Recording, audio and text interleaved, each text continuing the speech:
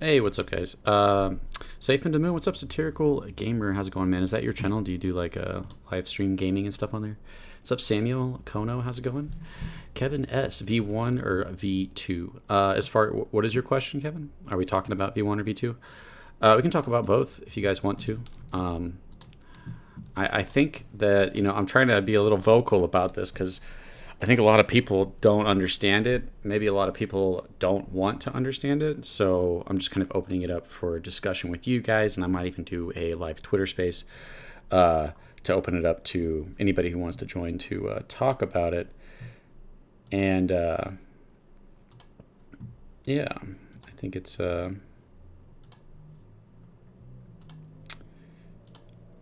don't know. I think it's important. I think that it could become something big. Swap and Evolve could. But I think that if people think that Swap and Liquify had negative price action because of the sell and that Swap and Evolve has positive price action because of the buy, that they don't understand what's happening. So yeah. I used to, haha, love your videos, bro. Awesome, man. Yeah, keep doing it. There's all kinds of content to make. Thank you so much, man. I'm doing pretty good. Just chilling. Nice day in Oklahoma. We might get some severe weather later. Munchies win Lambo. I know, right, man? Password. What is up, Password? How's it going, man? Kato Moses Kawanaku. Kill the 2 zeros, then to the moon. You gotta kill 2 zeros. Oh man, you guys are gonna be super excited for what I have coming. I like to tell you guys stuff that I don't tell other people.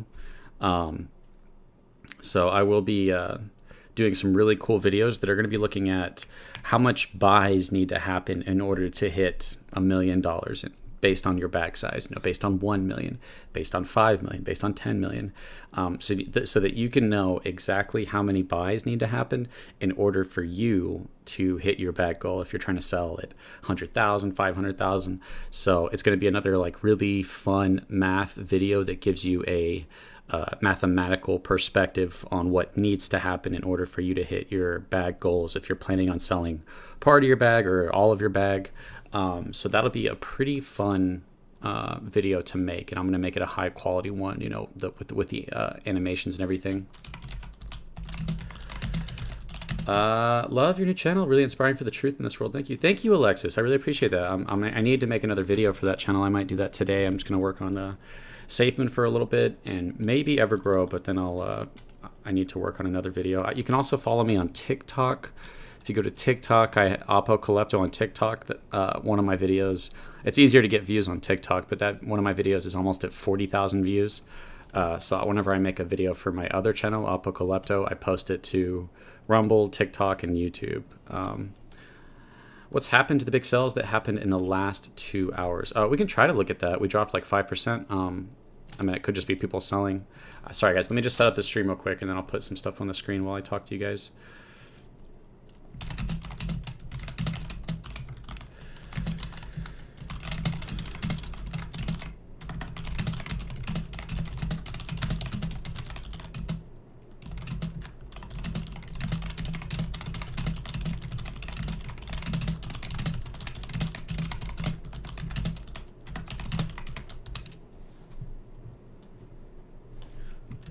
Almost done.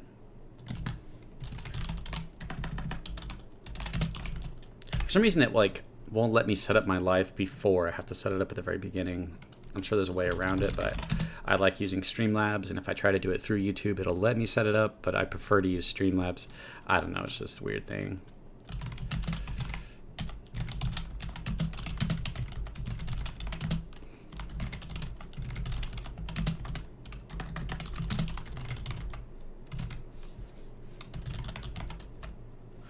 Okay, that's good enough. Anyone have a clue what a decent bag size is? It kind of depends. You know, nobody knows. Nobody has like a right answer to that. But the more you have, the better. I can tell you that much. Okay.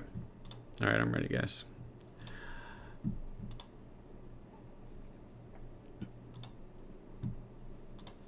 All right, I don't want to put you guys on the spot, but do you guys feel like, if you've watched my videos and whatnot, do you feel like you understand swap and evolve pretty well?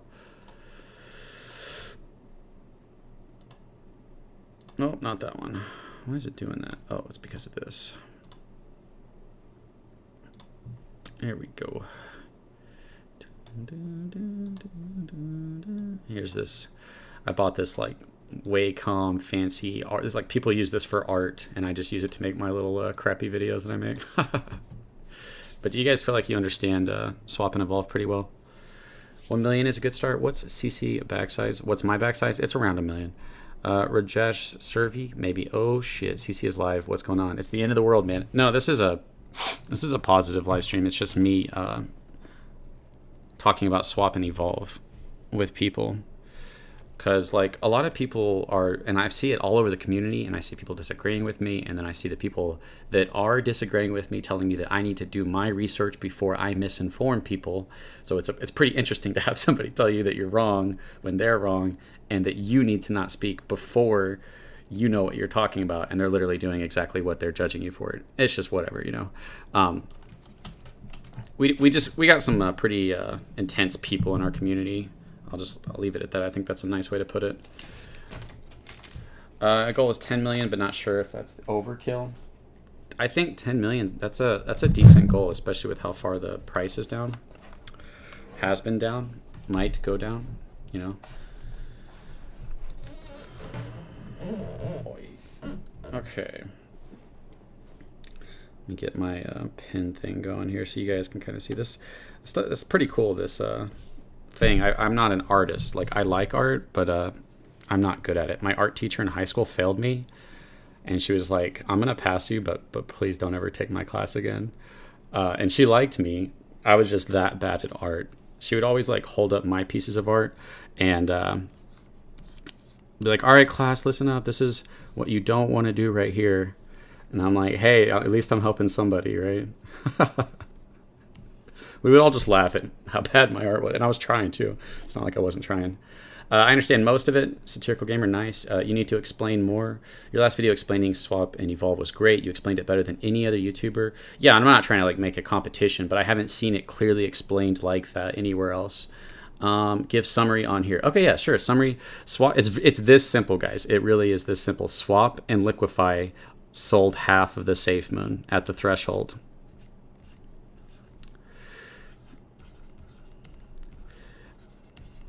So in order to pair liquidity, you need BNB and Safemoon. And we don't have ownership of the BNB contract. So we can't take BNB before it gets to our contract. We can only take BNB afterwards. But we don't have BNB, we have Safemoon. So what we have to do is we have to take out of that tax, that 10% tax that goes to liquidity. You know, it used to be 5%.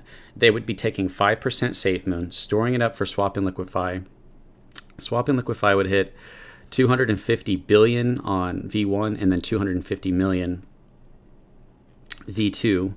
And I'm sorry, it was 500 million. And once it hit 500 million, it would sell 250 million right here.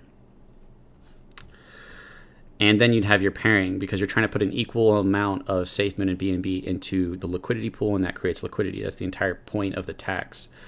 10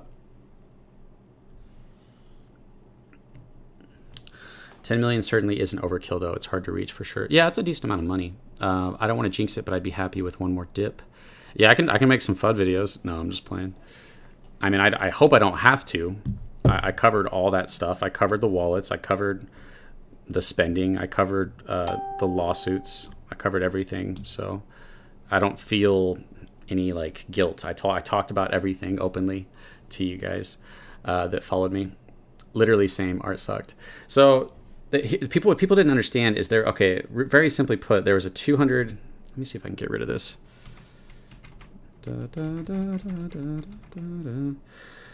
So yeah, let me just start over. So this sold half its Safemoon. Swap and Evolve sells all its Safemoon. Like you guys, if you watch my video, you know this. But nobody's saying it this way. Why is no one saying this? You know what I mean? And I'm not trying to come at this from a positive or negative perspective. I'm just coming at it from like what is happening. That's it. Mathematical standpoint, what is happening. So right there's a difference, right? Swap and Liquify sold half. Swap and Evolve sells all of the Safemoon. So with Swap and Evolve, it would, at the threshold of 500 million, it would sell half, which would be 250 million sell, right? And it would be about $220,000 at today's price of 0.00088. And Swap and Evolve is selling twice as much in lower intervals and different thresholds, and nobody's talking about that. And it's okay. It has to, in order to create that buy from the same tax, it has to oversell in order to create a buy equally to get an equal amount of Safemoon and BNB in order to create a pair to create liquidity.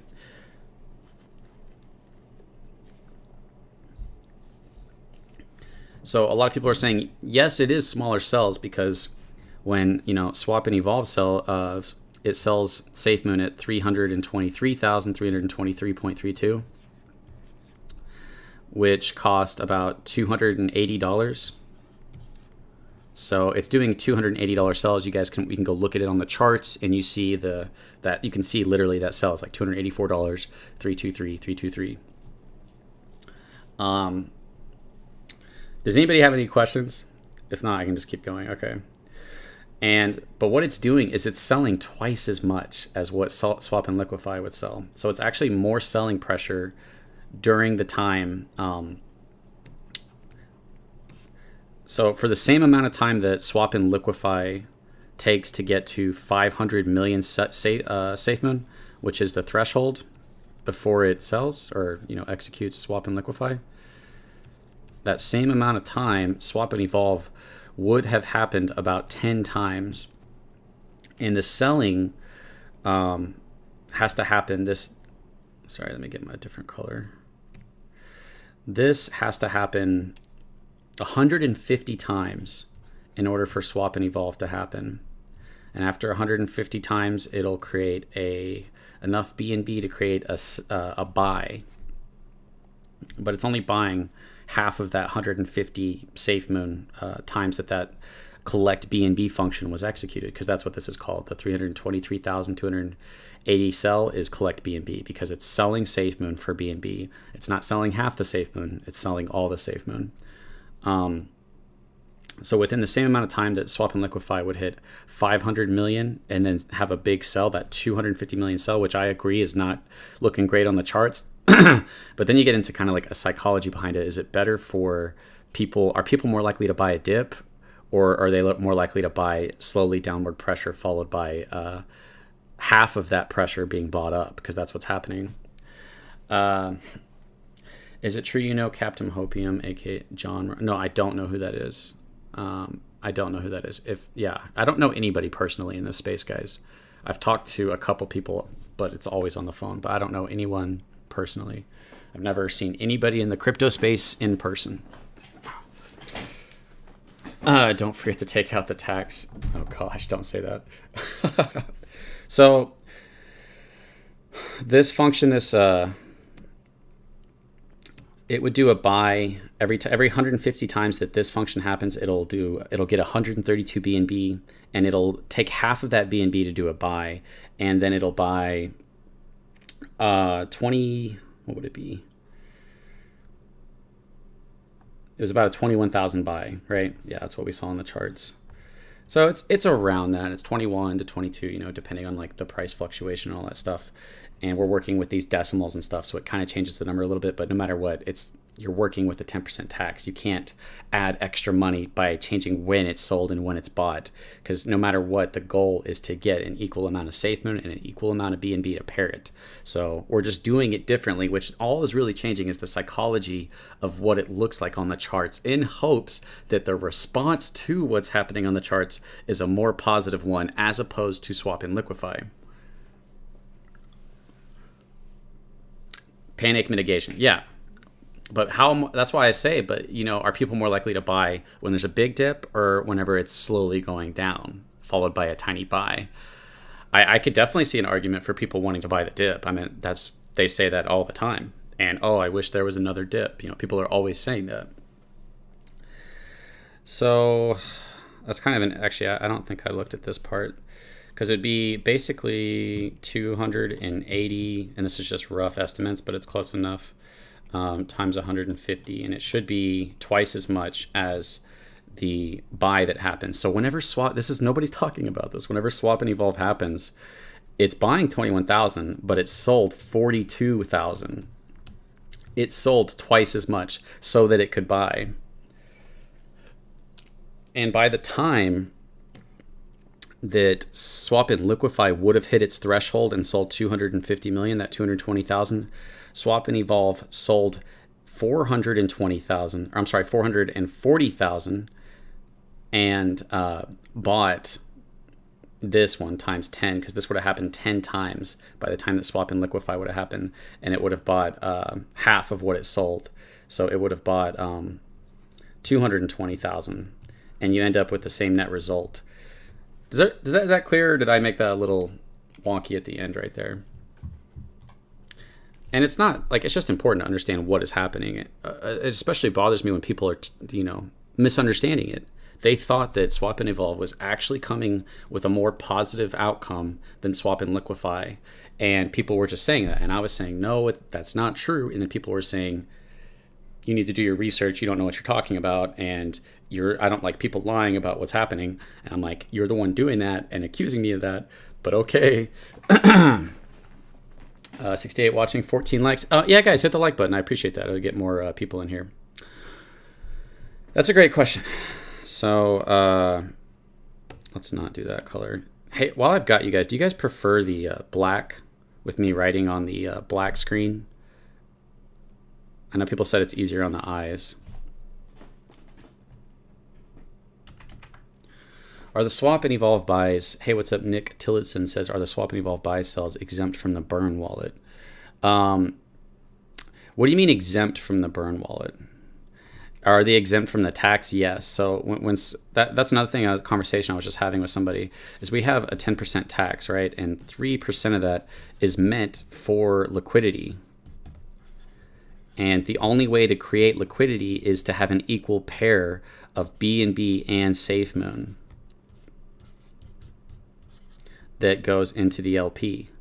But the only way to get that, because what this 3% is Safemoon. We can't make this BNB unless they find a way around that. But right now they don't have ownership of the Binance Smart Chain to be able to grant themselves access to be able to interact with that BNB before it gets to our contract. So in order to get BNB to create liquidity from this 3% tax, we have to sell Safemoon into our own LP in order to get an equal amount of BNB in order to pair it. Swap and liquify just did a sell. It's just sold half, and then you had an equal pair, right? Swap and evolve sells all of it, then buys half. It does the same thing, but it actually does it in a longer span time. Black is easier to look at. Okay, cool.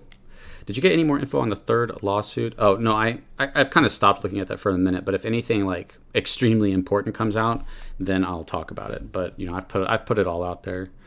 So unless something huge comes out, I'm just going to talk about math and stuff on Safemoon.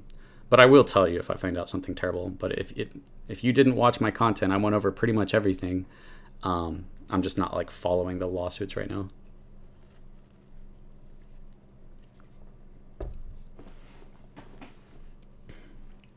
And I was probably going to do another video about something else that's kind of interesting, which is that, I don't know if you guys remember Ryan Dunn and how he had a debate with DeFi Mark. Were any of you guys there for the Ryan Dunn debate with DeFi Mark?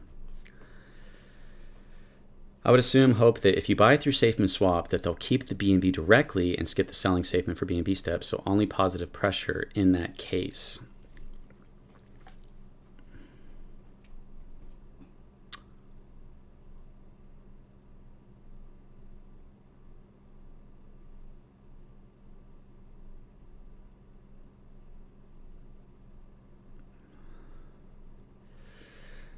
After our blockchain and we own our own coin, that would make the swap and evolve more beneficial than it is now. I'm not entirely sure, until they make announcements, like you can speculate, and I've asked, people about that. Like, hey, I've talked to Thomas about that. I talked to Thomas before he left the team, and he said there was going to be a token and a coin, and so I don't know if that means that what we're creating now is going to stay as it is, but we're also at the same time going to be creating our own coin as well, the Safemoon coin that should be a 1-to-1 ratio. From what I remember, I'd have to go rewatch that video or go look up at that information. Black is okay. All right, cool. So yeah, Ryan Dunn made an interesting point, which isn't necessarily a negative point. The entire point of the LP is that you just have to sell Safemoon in order to get BNB, in order to pair it. But we had 5% reflections, and that looks weird. Ignore that. And we had 5% LP, which is kind of an interesting. We just had 2 fees. Nothing was going to marketing. Nothing was going to burning tokens. Casimir says, I really wish Surge didn't get hacked. It was such a great idea. Honestly, I think things are better that it did. I mean, other than people losing 6 million and everybody hating Mark. But I think a positive will come out of it. Let me check something real quick. Sorry, guys.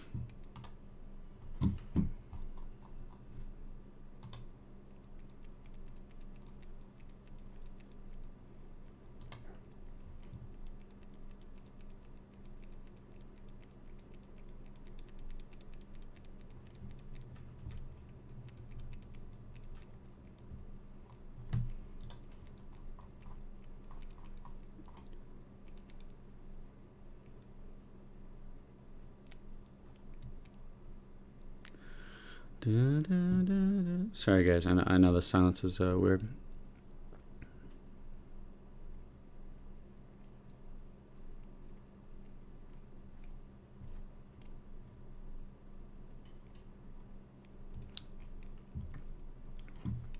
Okay, yeah, I already knew that.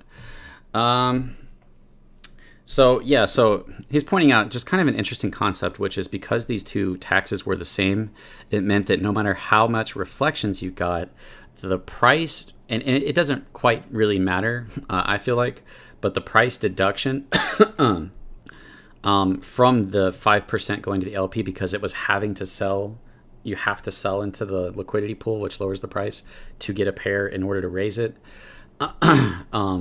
was going to outweigh the price amount that you were getting in reflections, which there has to be a distinction made there. It means that the price, the amount of reflections that you were getting was going to be outweighed by the decrease in the price of the selling from the 5% tax in the LP. Because if you look at 5% reflections, and only 2.5% of that was being sold. Only half of that was being sold. But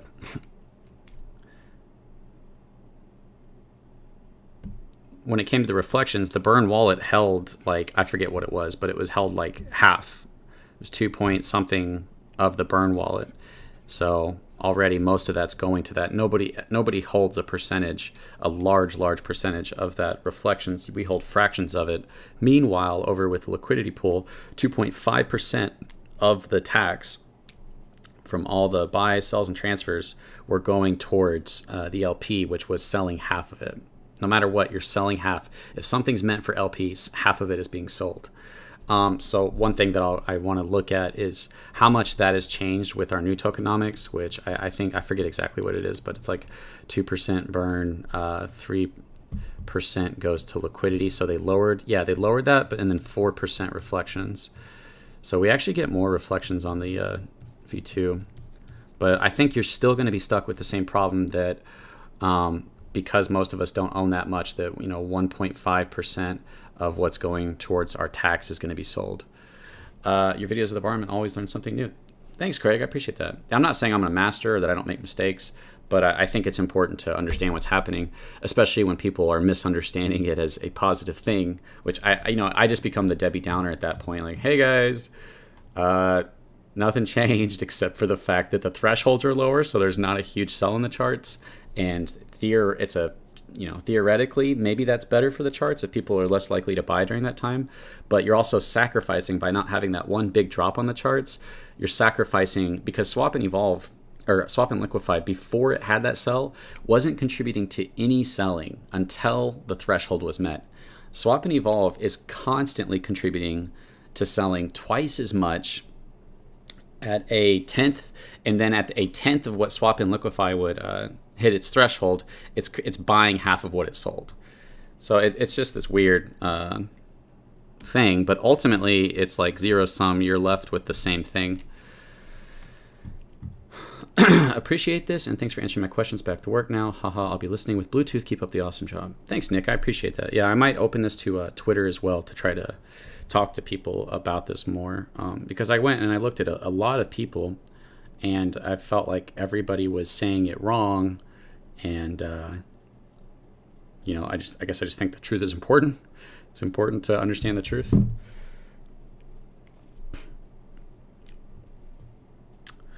So does anybody have any questions or concerns or anything about that? There is apparently a swap fee that's happening. So yeah, here is one other interesting thing that I did talk about a little bit with swap and liquify. And I don't understand this completely, because I did talk to Kark a little bit about it, and he said the gas fees wouldn't be like really a big deal. But swap and liquify, it was only having to do one sell, right? So it's just selling half. It's that simple. It has the Safemoon. It sells half, and then it's got its pair. And then swap and evolve is collecting Safemoon, selling all, which is already twice as much selling going on, right? And then it's doing, and it's going even beyond that, and then it's buying half.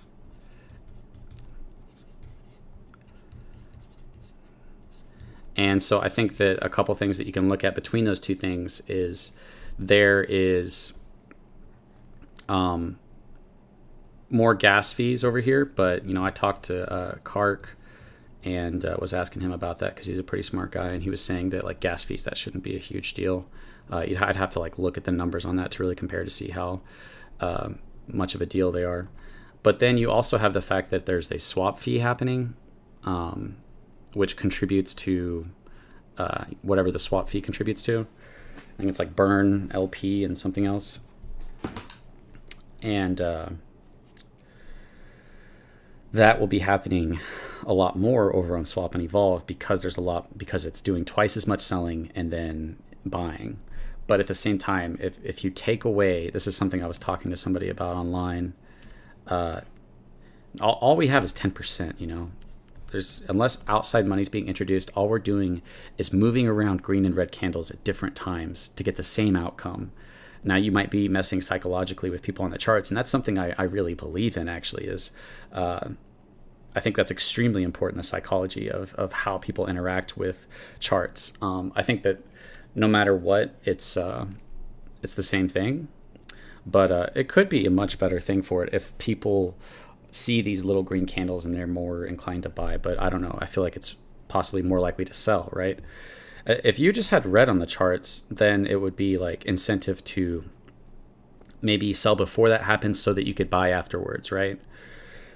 If you knew that swap and liquify was going to happen, you could be like, oh, it's about to be a $220,000 sell, so I can sell a little bit. The price will tank. It's a guaranteed price tank, and then I can just buy. And I'm sure people are a lot smarter than a lot of us, especially me, are paying attention to this and taking advantage of it. And somebody's at my front door. It better not be one of you guys. I'll be right back.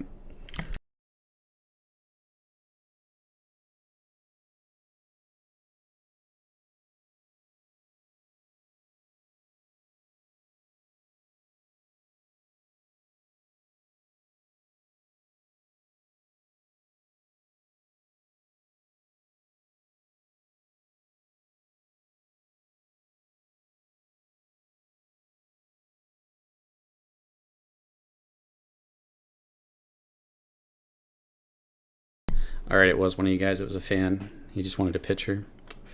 Nah, I'm just playing. It was some guy wanting to mow the yard, but we mow our own yard. And I enjoy mowing the yard. I'm a man, you know. That's like one of the things that men need in life. Yeah, thank you, Mitch Bromwell. Thank you for the $2 in donations. I really appreciate it. You're one of the best mods I've ever had. I've had some great mods, but I think some of them kind of pulled away from me whenever I started to cover the negative stuff of Safemoon. You know, as soon as I started to cover just things that are actually happening, actually happened. It wasn't like made up stuff. It was just all true, and I was just covering it. A lot of people, I started to get a lot of hate, and I still get it to this day. And people don't want to associate with me because they might get attacked by that silent, delusional group of people that think it's okay to attack somebody because they have different beliefs than them. Like, I don't attack them. I don't go out and like try to shut them down and cancel them. They do that to me. They don't want me to make videos. They don't want me to live stream. They don't want me to host spaces because they don't want me to talk because I talk about what's actually happening. You know, a lot of people would just prefer, and it would do better for me to just be like, guys, swap and evolve is freaking insane, guys. The charts are going to go insane. Like, people would love that, and they don't want you to question that. And I'm okay with that, but it's not okay when you start attacking and being so hateful. Like, the toxicity within the Twitter space, it's so hateful, it's so toxic, it's so just like, yeah, I really just wish that part of the community would mature. Anyways, what was it? Oh, it was somebody wanting to mow the lawn. It would have been better to just lower the threshold of, yeah, that's what I was saying, Arizona pet sitting. That's a great point. Because it's the same thing, right? Sal builds up all the way to the threshold and then sells 250 million out of 500 million. And Swap and Evolve, like, the main difference is that they lowered the threshold. Swap and Evolve happens 10 times by the time that Swap and Liquify would have happened. And they could have just, instead of selling it all so that they can buy half back, I mean, that's like selling all, that's like buying $100 worth of gold and then selling half. You have the same thing, right? You still have the same thing. Whether you buy $100 worth of gold and sell half, or whether you just buy $50 worth of gold, you literally have the same thing. But the psychology on the charts is important. But they could have just lowered the threshold so that Swap and why did I put SAS? Did you guys tell me not to do that? Swap and Liquify, instead of selling all and buying, it's now just selling half and then creating liquidity 10 times throughout that normal time frame. So they could have just kept Swap and Liquify exactly how it was, but just lowered the thresholds and only sold half. So Swap and Evolve has twice the selling pressure in order to have buying pressure, right? After talking to Mark and other people about this, like, what can possibly make this good and big in the future is if, and I don't know what they have lined up, but if you go look at the website and the Safemoon education at the bottom, it's got John talking about how, you know, it's, they do, I don't know, on the website, I feel like it's not painted exactly for what it is, other than it's just the psychological factor is better. But it says that they have something planned for the future to make this even more, you know, better, which is that I don't know how they're going to do it, but possibly an outside source of BNB somehow that would feed into Swap and Evolve's trigger so that it actually is raising the price and creating liquidity, not from the tax, but from an outside source. That's just like, you know, buying and burning tokens. How can you benefit from buying or selling the dip if it's less than 20%? Yeah, you're right. It would have to be, well, I guess it just depends on how much it dropped after the dip, yeah. But yeah, it would be 10% of each point at which you're selling, so you're right. I think it would have to be more than 20, but I think it's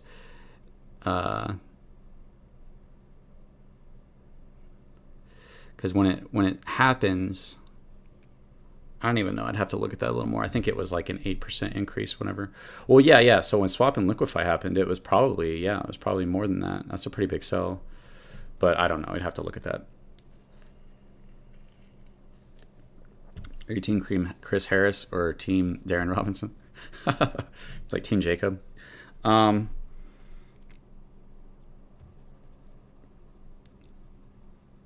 Yeah, I obviously Chris Harris has been like super hateful, disrespectful, condescending, lying,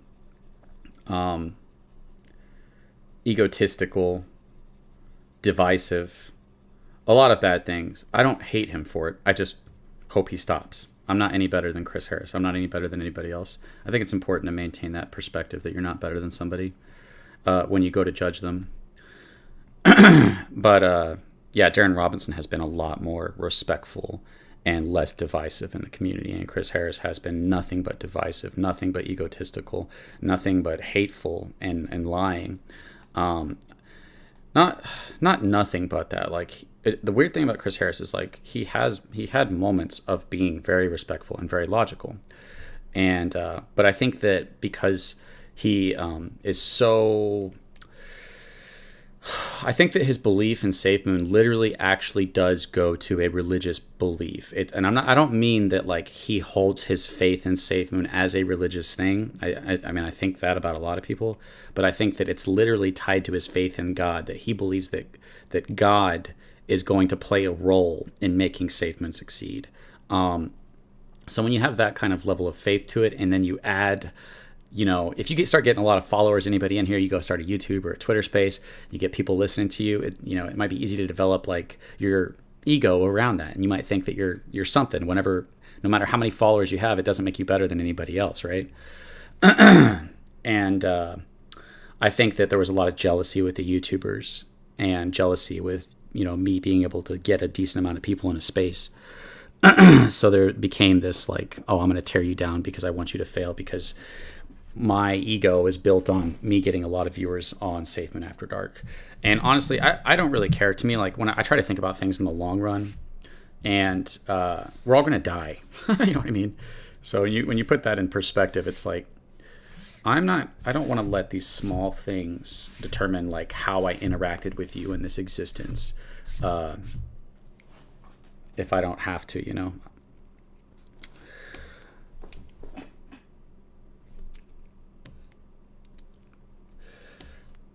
So what was I saying?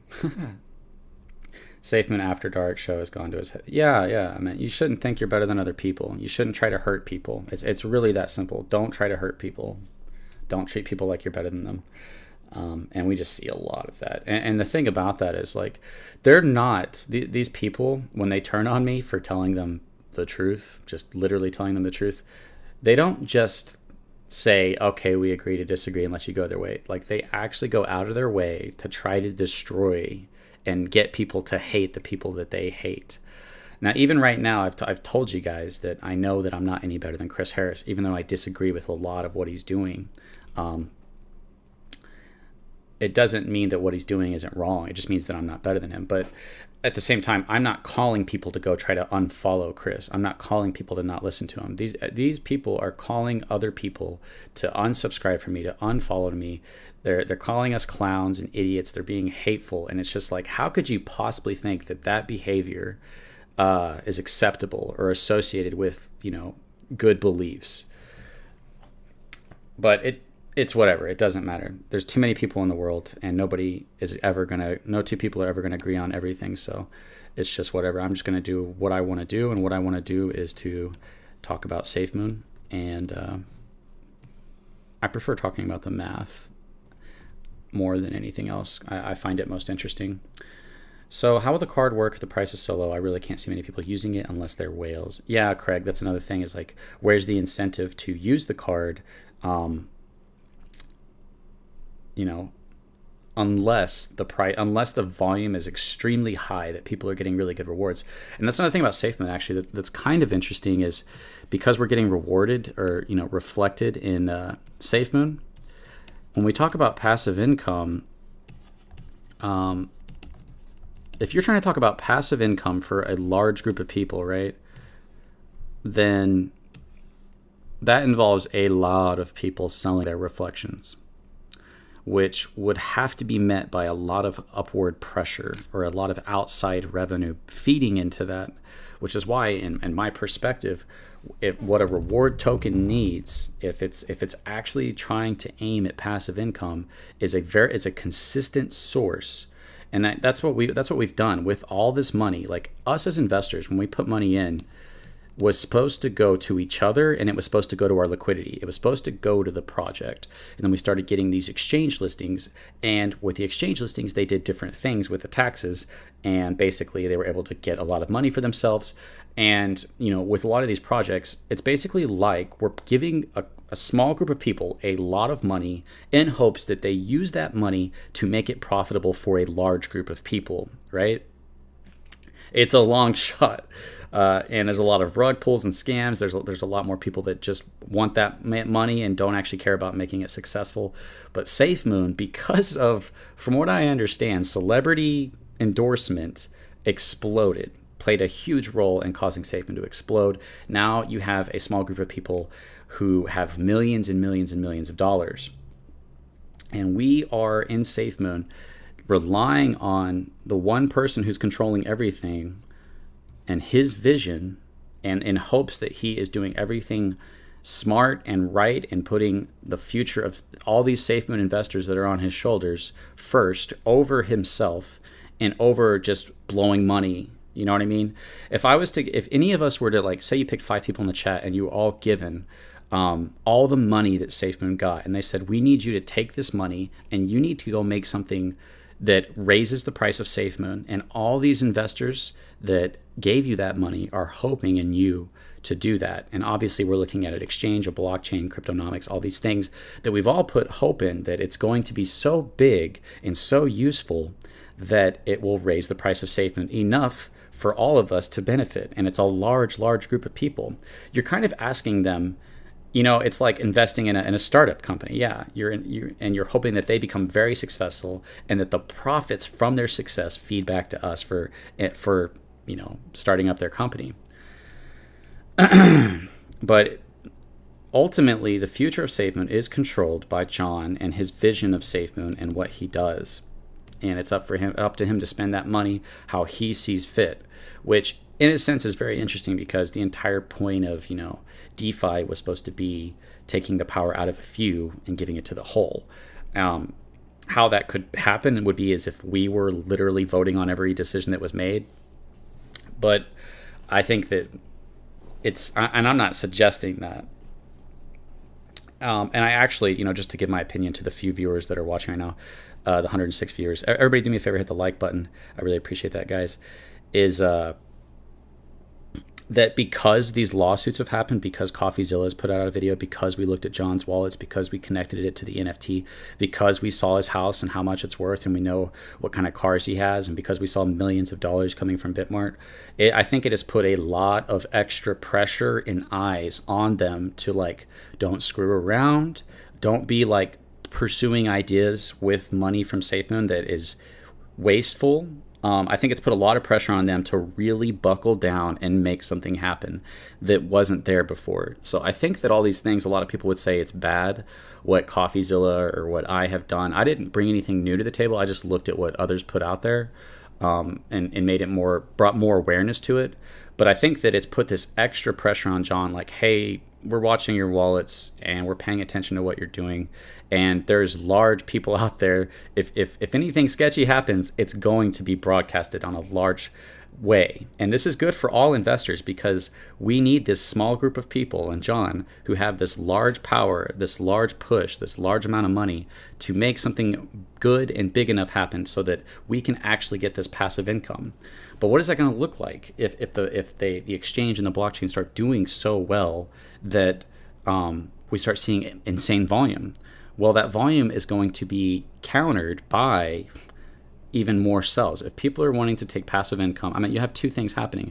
People are going to be taking their selling their bags, or they're going to be selling their reflections. most people want to just sell their reflections. But if everybody's selling, what is that doing to the charts? So it'd be very interesting to see that. And I think the only way that this actually becomes realistic, otherwise the passive income is not going to be consistent. It's going to be high volume, low volume. It's going to be big price action, low price action. Then the only way that this is realistic is that John makes something and that he makes a lot of profit off of it, like a lot of money. And then he takes that money and he pours it back into Safemoon. Like, that's in my perspective, that's the only thing that's going to create real passive income, is that an exchange or a blockchain or something that they make produces a lot of profit, and that they take the profit, don't spend it on themselves, don't give a small amount back to us, but give almost all of it, if not all of it, back to us, because we're the ones that funded this to be able to happen in the first place. And then that's something that can bring in new investors, because they see, hey, they're taking all their profit and they're actually putting it back into their project. This is just my perspective. So if you guys have a different perspective, I'm definitely open to it. But to me, like, this is what realistically has to happen for Safemoon to have real passive income. Otherwise, it's just a game of us buying and selling at the right time, hoping that they do something enough to raise the price enough so that you can sell a certain part of your bag. And I think that we all want each other to hold while we hit our selling points.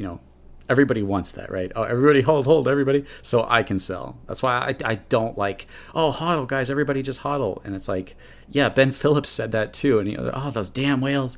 I can't believe these whales, guys. And like, while he hits the sell BNB on his app, it's crazy to me. So I like to talk about that realistically as well. Like, everybody has a selling point. And that's another huge thing, actually, that I think when you look at this passive income, it's a huge deal.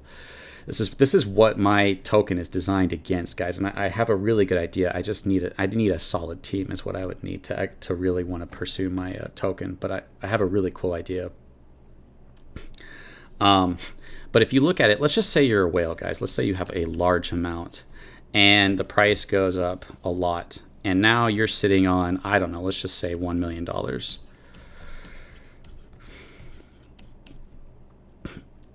And now here we are. We had a huge run up. We know you've got $1 million, and the reflections have increased because the volume's been a lot. Obviously, there would be drops in here too before it went back up to be part of it. What you have is, let's just say that you were getting, I don't know, 5 to 10K a day. And I'd like to ask you guys this, anybody who's listening. Would you, if you're a whale and you're at this point right here, would you sell 500,000 or $1 million, or would you say, hey, I'm making 5 to 10,000 a day, and I think I'm just gonna hold? Captain Hopium sent me here. I don't know who Captain Hopium is. Thomas said that behavior is why Binance will never list Safemoon. Did he? Well, okay, so I'll be honest. I'm open to listening to Thomas because he was literally part of the founding and operation and the human aspect of everything that was going on behind Safemoon. Even if you don't trust Thomas, he's still going to have information that's useful when looking at what happened. But he also doesn't like John. It looks like Thomas wants to sue John. And there's going to be some weird court stuff going on. I don't know if that'll play out or not. But yeah, Thomas said that they're going to sue John and that Thomas will be able to talk about everything he wants to talk about. Hit that thumbs up, guys. I really appreciate that. When blockchain? That's a great question. Okay, Gregorio says, Santa Maria says you'd sell 10% of it. Please sub says you would hold. Okay, everybody's saying hold. and I'm going to take you at your word, but we're going to look at this a little bit. Actually, let me ask you guys this real quick.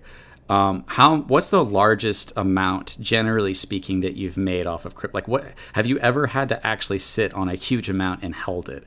Was it 5,000, 10,000, 50, 100, 200,000? Like, if you don't want to say, that's fine. But I'm just kind of curious. Have you guys been really tested on what it feels like to actually not to be in that position of, holy crap, this is a lot of money, and if I don't sell this, I might lose this?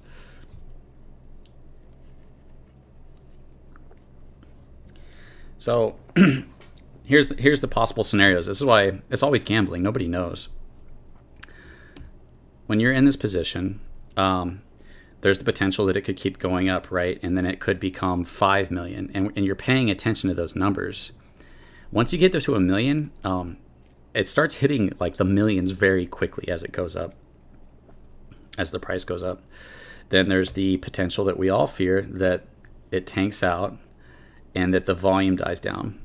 So 45K, 10K, not much, but a lot for me. Yeah, so nobody's ever set on hundreds of thousands. It's rare. Most people haven't set on hundreds of thousands of dollars. Can you tell what is the real Safemoon token market supply? I mean, increasing from many days. Why? I'm not sure, Camille. I'd have to look at that. I'll try to look at that at some point. So here's my problem, and this is something I would also ask you, that if you were in charge of Safemoon and you knew that what would be successful for the project would be for people to hold. So it's like we're trying to convince these massive people, these whales, and they've got, I don't want to draw balls on the screen. I started to. They've got Safemoon by the balls. They have the price by the balls. Let me just draw some balls with some hair on it. Safemoon balls, those diamond balls. Oh gosh. I won't sell until it's life-changing. Even then, it will be only half. Can you tell what is the real Safemoon? 20K at all-time high. Okay, so if you had $1 million, you'd only sell 20,000. Here's what I think is realistically going to go on in their mind. Some people might be like, hey, I think this is going up even more, and I'm going to wait till 5 million so that I can sell 2 million, right? But most people have selling on their hearts more so than passive income. Because with passive income, if the volume goes down, then you lost your rewards. And if the price goes down, you lost both. So it's sell for a guaranteed right now large amount of money versus the possibility of losing that and the passive income if the price goes down and the volume goes down, which is the traditional chart we see with these new tokens. Any new rewards token that does semi-well, or most tokens, even if you don't have tokenomics, have a big up and a big down because those early whales just got the price by the balls and they're going to take profits. And they're kind of fighting each other on when they want to take profits or not. And the price is going up. It's a bunch of people being like, hold, hold, hold, and then sell. And it's just a bunch of people start selling. You know what I mean? It's like the ice in your cup with the Dimitri Martin joke. When everybody, it's like hold, and then all the ice comes on your face. Oh man, I just said comes on your face. This is not good. Having a lot of slip-ups this stream. Can you tell what is the real Safemoon? I already read that. 130K, and I wish I sold. Have to wait for it to get back to that amount. Which is why whenever I talk to you guys, there is so much. There's not enough for whales to convince them to not sell, because the chances of the price dropping and the chances of the volume going down are more likely. So there has to be something, and this is what my token's designed against, which I want to tell you guys about. If it's God's will and the right team comes out, then I will definitely do this. But this is the problem, right? Is these whales don't have enough incentive to actually hold their bag for the passive rewards, because the price could go down and because the volume could go down, and they could lose everything if they don't sell. Which is why when I talk to you guys in my videos about what I do, and I think it's a good position, no matter what, it's gambling, and there's not like a right answer, is I look at how much I have. I'll take my bag, let's just say you have $1 million. Excuse me, guys. I just ate a hot dog, and it's it's not feeling good.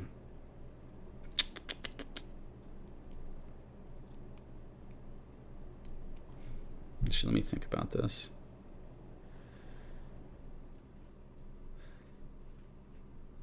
Damn, yeah, we gained a 0. We almost ate it back up.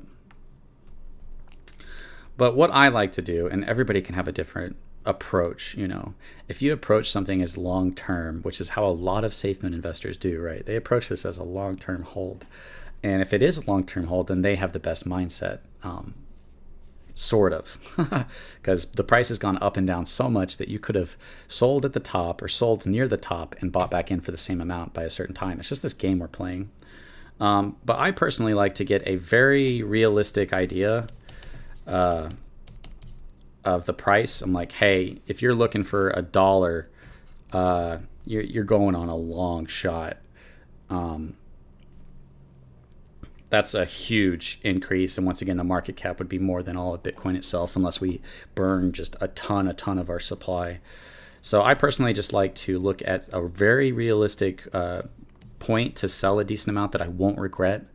And then I like to leave some in. But it just depends on each investment. Some investments you might be like, I don't have any faith in this team, so I'm just waiting for a pump so I can sell. But I think a lot of Safemoon Army would say that they are just in it for the reflections. But, you know, it's like, how stable can something like that be unless there's just very consistent outside profit consistently over a long period of time pouring into the project? Then reflections are going to be all over the place. And in order for people to take that passive income, that reflections, they have to sell. So there's going to be a lot of selling for passive income to happen, which has to be countered by that buying. I don't know. I'm just trying to look at it a little bit realistically. I've received $20 in reflections on a 14K investment in a year's time. That doesn't sound good, man. You should have received a lot more than that. CC's girlfriend, please make a visit. CC distracted. CC distracted, need help. What are you talking about? What are you talking about, Safemoon Dog? She's out of town right now. Can you tell with selling 20%, I think I would still get decent reflections. I'm not a whale, I'm just below shrimp poo. Shrimp poo. Yeah, they need that one on the chart, shrimp poo, and it's just like a million. They should have said it that you can buy a bag, but you can only sell reflections, not the bag. That's an interesting concept, Craig. Would you buy that, though? Would you buy if all you could sell was your reflections? It would just be constant selling of the whales. It's always interesting to look at how this could work out and what's best. But when it comes down to it, it's the early investors versus the late investors, unless you deal with that problem. But then if you deal with that problem too much, then you don't incentivize early investors. This is why I really like my idea. I'll keep my reservations about burn rate for we when we get the higher volume. After finding out that while we were buying, they were busy, I don't feel like buying safe anymore. Yeah, I mean, whatever your approach is to it, you know, I don't want to encourage anybody to. Balls came on my face, distracted. You're right. Yeah, I probably need to see my girlfriend. She's not going to be back for a little bit, though. Yeah, my mind is on. I guess my mind is elsewhere. No, it's really not. That's just the words I use, unfortunately. Not a very bright mind. 5 to 10K on reflections, as long as I can pay my bills and have a little to play with, I'm good. And this is another thing I think about. You know, I'm not a genius. I'm just like you guys. Some of you guys know a lot more about this stuff than me, have been doing it longer than me. But I want to, if people do trust me and do listen to me, I want to be as honest and realistic about their investment as I can. Because at the end of the day, I don't want to look back at my YouTube or the little influence that I had on people who did follow me and be like, oh, I caused everybody to be so excited about something to buy it, and it never worked out for them.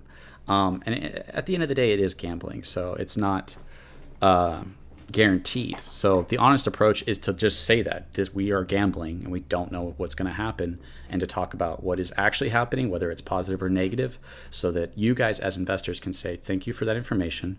There is lawsuits. Money probably should have gone to Safemoon that didn't.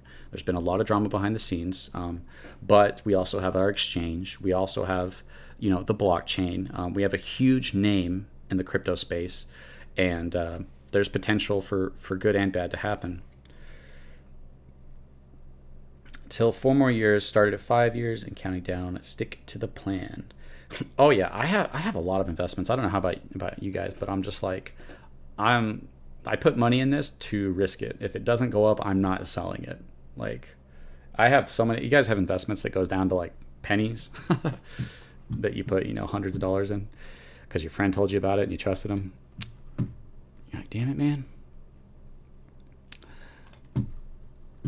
So, do you guys? I could keep ranting about passive income and about Safemoon, because with Safemoon, I don't know if you guys remember this, but there was a point where Safemoon Dev, which apparently just took a lot of money, a lot of Safemoon from the LP, and apparently used that to pay Thomas, which is what happened in that CoffeeZilla video that we watched together, where Thomas seems surprised that that's where the money came from, was Safemoon Dev using the what was the function? remove liquidity function. It's literally called remove liquidity, which is pretty funny actually. But as I was paying attention to that as an investor, I'm like, yo, this price just keeps going down and these whales just keep selling. And with Safemoon, I've talked about this before. It's actually a really great thing to talk about. We have this really cool idea of reflections. And once again, people hated on my idea, but you guys don't know what my idea is. And I promise you that it's considering the little guy that always loses. It's considering all the later investors and how the early investors tank projects. That's what they do. They say, and I don't blame them for it. We would all sell. If you're an early investor and the price took off, who is not going to sell that because they don't want to hurt the project? That only happens if it's your friend who got you into the project, or somebody that you don't want to hurt their project. So even though you have a big bag and could sell and take thousands of dollars, you don't do it to not hurt their project. But I realized that Safemoon, when it tried to create a solution of passive income, it took a problem and actually amplified it, which is that whales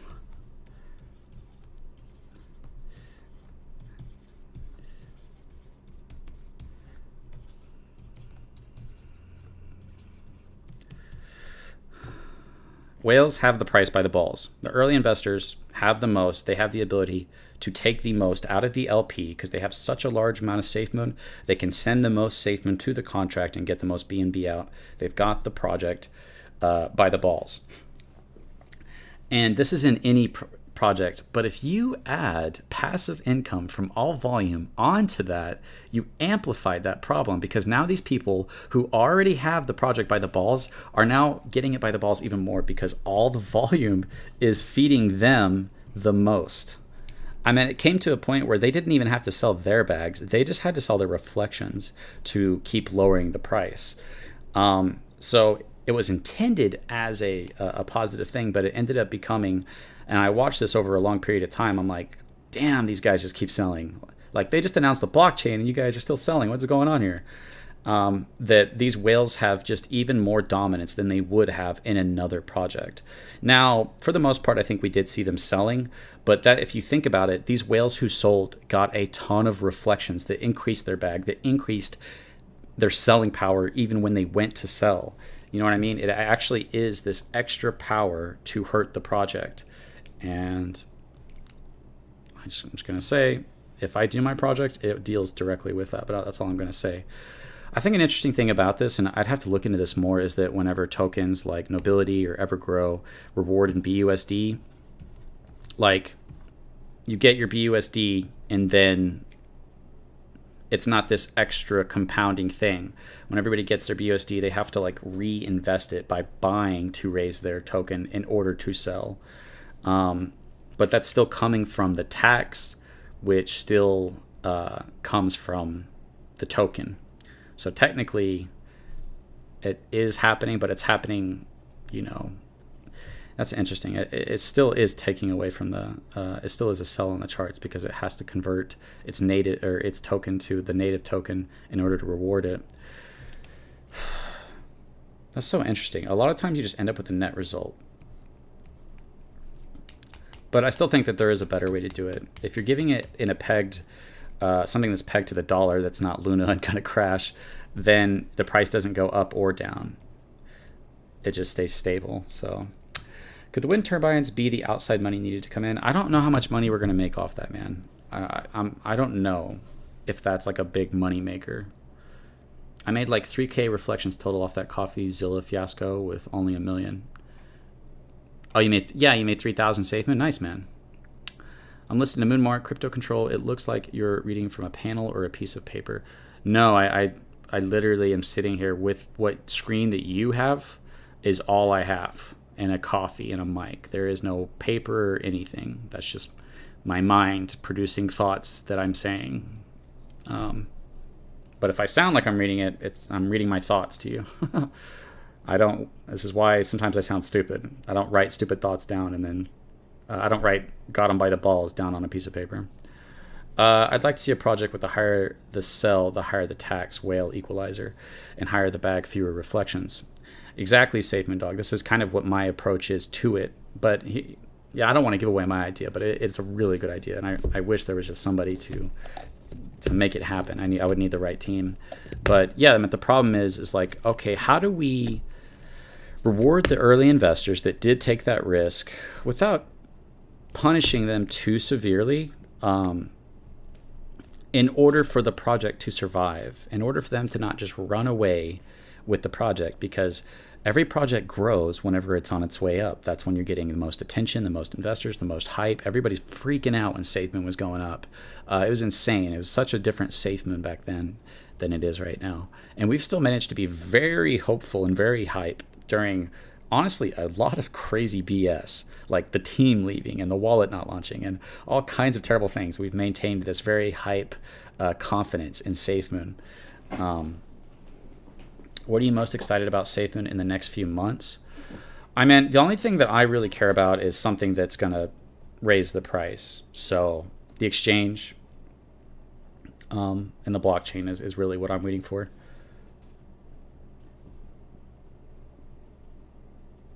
I believe once the complete Safemoon ecosystem is up and running, we'll be back and okay, and it should be able to sustain itself. I hope so. It's very interesting to see all these new projects coming out, and they're offering you an ecosystem. I mean, basically, if people want to scam us, which obviously they do, it's going to be comments on this video. It says, Crypto Control, reach out to me on WhatsApp, because I've blocked hundreds of crypto controls because I don't want them to scam you guys. But, you know, people are just like, hey, all we have to do, this is what people are doing. And I just bought into a rug pull, Decentraland. I only put a couple hundred in, but still, it just sucks, right? And I did do a community post about it, telling you guys about it, because I felt so confident in it, because I knew a guy who knew the guy on the team. So I just felt so secure, and I did think it was going to go up. But as soon as I found out, I was like, holy crap, I got to delete that so that people don't, buy into that. But all they have to do is they don't have to provide you any utility. They just have to provide something that looks really solid, a docs team and huge ecosystem and very professional website with this amazing idea of what they have planned in order to change DeFi so that they can rug the LP and disappear and never return. Evergrow, what about Evergrow? Mitch Bromwell says, I bought Safemoon and Evergrow coin because Crypto Control held a gun to my head. Yeah, it was a pretty intense moment.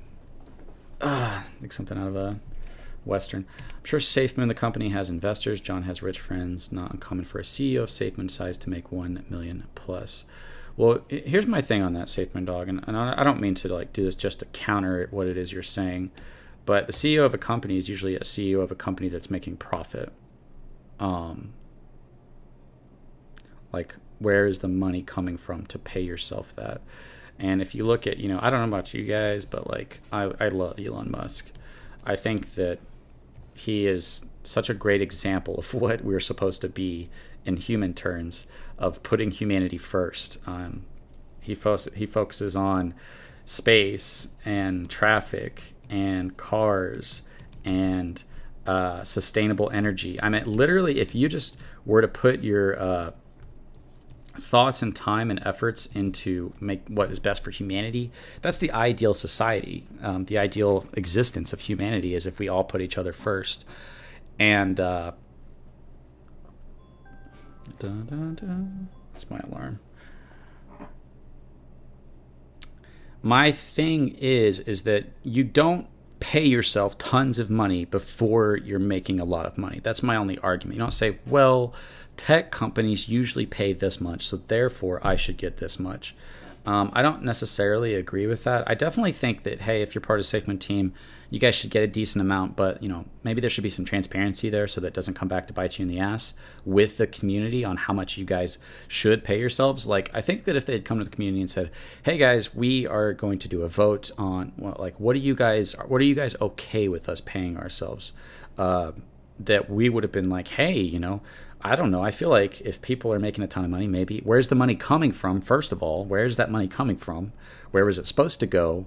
And I think a lot of us would have said, yeah, a couple million or so, 500,000, 400. Like, that's a lot of money. Do you really need money beyond that when we're trying to make this project successful to just be spending on yourself? So when you get into some of that money, it does get concerning. But I've already been into that pretty heavily. Well, yeah, I'm just saying, and the difference between somebody paying themselves and not paying themselves in my mind is, are you putting the future of the company, of humanity first? Is the leaders of these projects, do they put the future of the project first in the way that they spend their money? And it's like, I don't know, if you're spending millions of dollars on yourself, can you really say that you're putting the project first? I'm not saying people are or not doing that, but I'm just saying, if you were in charge of a project and you know that you need a serious utility in order to make your project successful, then the money should be going towards something that's actually going to produce that. You could just copy and pay for an exchange that's no different, that's not going to draw in any more eyes. The entire idea is to go out there to look at what needs we have in the space, what innovation can be done in the space that's transformative, that could lead to something huge, just like they did between blockchain and Ethereum and smart contracts, which is huge, right? Smart contracts were huge. So, yeah, I mean, to me, it's like, get a house, pay your bills, but until we make it, or at least until you've delivered on what it is that you've promised us, which is these utilities that we've invested in, that we've hyped about, and especially when you start to look at the idea of hinting at ideas that makes people wonder, like mesh networks and Elon Musk and the owls and all these ideas that we got so excited about, especially when you look at the blockchain. If I started a project and I told everybody, guys, we're doing a blockchain and exchange by the end of the year, and that was 5-6 months away, and then it didn't happen, I personally would think, like, okay, a ton of people were buying while whales were selling during that time, because they thought that by January an exchange and blockchain were going to be out.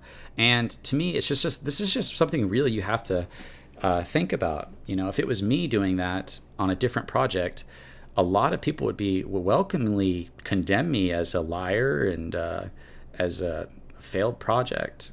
But a lot of people, they don't hold that same standard to their investment because they want it to succeed. And my goal is not to convince people to have a bad view of anybody. I'm just literally talking about, when it comes to a successful project and what you do and what you put first, what the focus and goal should be. And that's why I don't know everything. I don't know what's going on behind the scenes. I know we had the Gambia. I know we had Project Phoenix. And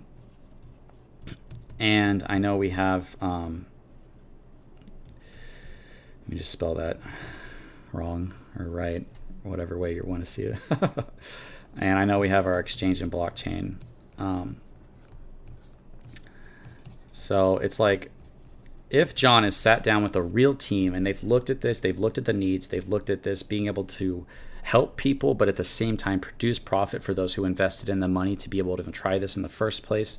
And they've said, yes, this is something that could be huge. If a lot of people accept this, if we help a lot of people, we'll be able to then return this profit back to our investors. That's what you hope is going on behind the scenes, and that there isn't a just kind of winging it with utilities because it sounds like a cool idea, but you have no idea if it's going to be profitable for your investors.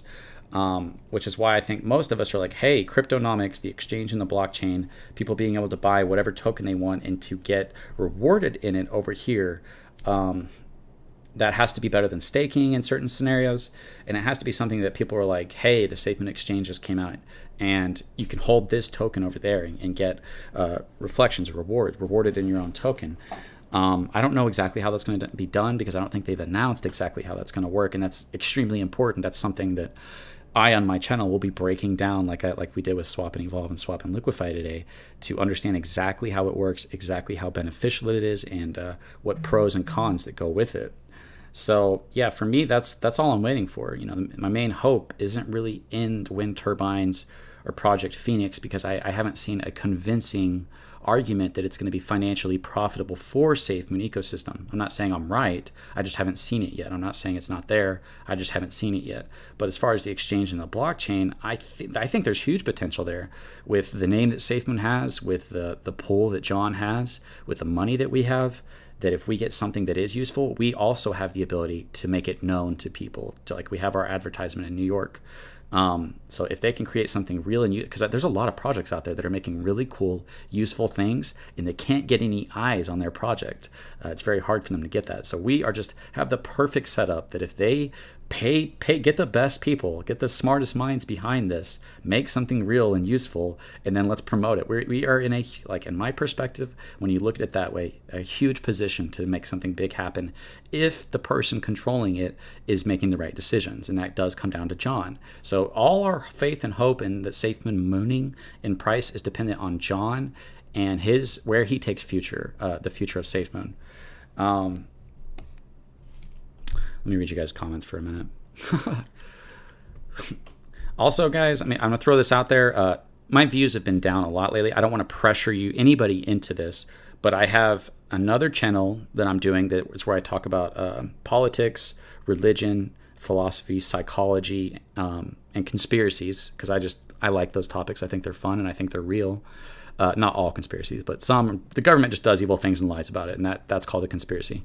So that's the things I talk about. Not that the Earth is flat and aliens brought us here and built the pyramids. But anyways, if you guys want to support me, I've added members to Crypto Control and Crypto Dreams. You become a member, you get a little Safemoon symbol on Crypto Control. If you become a member on Crypto Dreams, you get a little Evergrow symbol. And if I can get enough people to want to support me, then I can actually continue to do this full time. But when the views are down, I just am not making enough money to be able to continue to do this.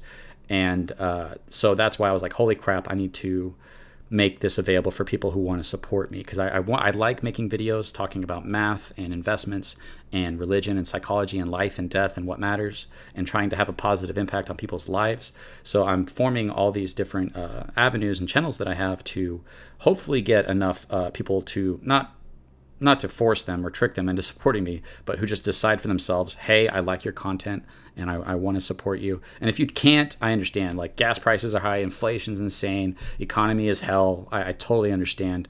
But I just want to let you know that option is there, because a lot of people did say, hey, I made a ton of money on Evergrow and I'd like to support you. So it's like $5 a month on Crypto Control and Crypto Dreams. And then YouTube takes 30% of that already. So I'm only getting like $2 to $3, probably $3 off of that. And then that's taxable at the end of the year, and they take like 30% of that. So I'm actually getting like $2 out of that. Man, the government sucks.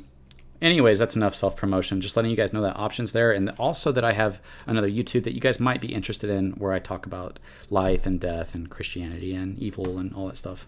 And I try to make it entertaining and fun. And I'm also on TikTok, Apocalypto, APOKALUPTO on TikTok, and I have a video that just got like almost 40,000 views, and it's just a video on like Satan.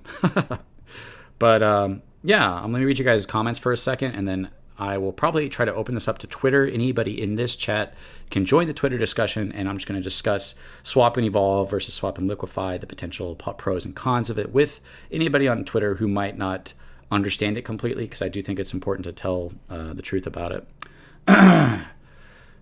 You could also revamp an already established system. Yeah, you could. Great point, Cade. Not necessarily Crypto Control, looking forward to your new project, Token Coin. Yeah, I really wish I could do it, because the idea is a really, really cool idea that's designed about longevity, balancing the scales of wealth, instead of only giving it to, because right now the scales of wealth are heavily balanced towards the early investors. And you want to look at how can you balance that while at the same time not discouraging people from buying. Because if you try to balance it too much, people are going to be like, I don't want to be an investor in that. I want to be a whale. So you have to allow for big things to happen for the early investors, but just there's a way to deal with that, in my perspective, that rewards those who hold. And you need to punish selling and reward holding, so that the future of the project, the future of all investors, is what's best in mind in the structure of what the tokenomics are. And that's what I've put hours and hours and hours of thought into how can you structure tokenomics, the moving around of money that's been put into that came from a tax, in order to preserve the project. And whenever people talk trash about me and what I came up with, I'm like, look, I don't mean it this way, but Safemoon was started by a guy who was going to rug pull it. it wasn't designed with a community in mind. It was 5% LP, 5% reflections. I thought it was a cool idea when I found out about it. I didn't know it was designed as a rug pull by copying the B token or whatever. But literally, it's just funny to watch. Like, that's how Safemoon started, and it's huge. And I'm receiving all kinds of hate and trash talking. As a believer in the future of Safemoon possibly having huge things, it doesn't mean I'm not going to tell you what's right in front of my face. But all my thought that has gone into this own project is based on what will benefit the last people getting in. How do you make it so that it's not a pyramid scheme? How do you still make it profitable? And I've come up with a structure that I think does this. And you guys see the math and effort I put into this. And I'm not saying it's perfect, but everybody I've talked to, including very smart people, says, wow, that's a great idea. They said that's a really good idea. That's why when I tell people, I'm like, I have multiple aces up my sleeve, not just one or two. I have like 3 or 4 aces up my sleeve when it comes to structuring a token with around selling fees and buying fees and tokenomics and the psychology of investors in order for the scales of wealth to be more balanced. So I really hope that comes to fruition. But if not, then I just have a great idea that I can't implement and somebody else might implement it one day. And that's okay. I don't want to be part of a project that people get screwed out of. I don't want to create a project. And another thing that's super important, and I'm just ranting, but when people start these projects, if it's somebody who's never seen a large amount of money, they're going to lose their motivation when they get that money to continue to try to make anything out of that project for the investors. It's like you take all these investors and they take all their money and they put it into this pot, and a very small amount of people have it. Well, they got what they needed, and they have this huge weight on their shoulders from all these investors waiting for them to do something that's going to cause them to get theirs. So if this person isn't already financially well, and it's not necessarily guaranteed, but it's just very likely that if what is driving you to make a project is to get rich, if you get rich before the project, everybody else is rich, you've lost the whole reason you started the project. You've lost the will that's pushing you forward to actually care to get it to succeed. And this is what I'm thinking about with my own project. If I approach this, it's very easy to put myself first. And I'm like, I can't, there has to be a way to do this in a way that's best for the whole community without screwing myself over because I had a great idea. Like, obviously, and I've always felt that way. Yes, if you're the leader of a project, of a good project, you should be rewarded for it. But if you're over rewarded for it to the point of not caring about the future of the project, then it's useless and it shouldn't be done. Like, that's how I feel, is that you need to have the most honest and best approach to making a project that actually is designed to help people, because too many people do not come at a project that way. They might come at it as, hey, if I make a project, I can get rich, and I think what I have is a cool idea, but it ends up just not working, and they made a little bit of money, but they can't get their project to do well. So I do feel that my approach to a project does separate itself from almost most projects I've seen in a certain sense. So I'm going to quit talking about that. I really hope I can implement that one day, and I'll probably open this up to Twitter, and anybody can come up there and talk about whatever it is they want to talk about. And the main topic of conversation will be Sal versus Say. People don't like me calling it Say, or typing the A instead of putting the at symbol order. What is apocalypto? So apocalypto is a Greek word for revelation, like the English. If I'm understanding this correctly, you have the last book of the Bible is Revelations. And it's the word apocalypse, where we get the word apocalypse from. Apo means off with, and calypto means cover. So it's off with the cover, or to remove the cover to show what was hidden. So it's just like to reveal the truth that was hidden is what Revelations means, which is what apocalypse means, which is what apocalypto means. Now, within Revelations, there's a lot of judgment and damnation and fire from the sky, and a third of the earth being killed by this plague and that plague and all kinds of stuff. So it's usually associated with just like hurricanes and twisters and volcanoes erupting and stuff like that. So, but yeah, that's why I chose that word apocalypto. And it's a channel that I do where I'm going to talk about end times and what I think is coming politically for us, where the world is going as far as even blockchain technology and a one world rule, and what the rulers of the world intentions are for humanity, and I don't think they're positive. They don't put us first. Our food's bad for us. Our medicine's bad for us. Our financial, like, we the taxpayers are taking the hardest hits out of anybody. Billions of dollars going out to other countries, but we're the ones suffering. Our veterans are suffering. We're running out of resources. So I think they're designing it because they want control over us, and I think the Constitution is a huge problem to what they want, the amount of control they want. So they're definitely taking advantage of as many situations and creating as many situations as they can in order to overrule this Constitution, in order to implement this one world rule over the world. Kind of like, I can't even think of the word. The one guy who took over the world was. Can you bring people up to talk on YouTube, or are you only able to stream yourself on YouTube? So what I'm going to do is I'm going to open up to Twitter. So you just got to follow my Twitter, and I will. Anybody can join the Twitter space. So you guys can definitely. Anybody can come up and talk on the Twitter space. And I'll do that, and we'll talk about swap and evolve.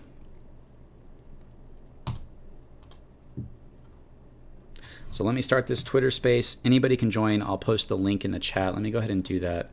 And anybody in the chat, if you want to come up into and say anything for the live stream or for the Twitter space, because they're both going to be live, then all you have to do is get on your phone on Twitter and join the live space, and you'll be able to raise your hand. And as long as it's operating correctly, I'll bring you up. Main goal of this space is to talk about swap and liquify and swap and evolve, but I'm okay with you coming up and saying anything that you're feeling or thinking, as long as you're respectful. That's the only rule I really have, is like, be respectful to me if you can, if it's possible, if it's not too hard. Some people, it's really hard to be respectful.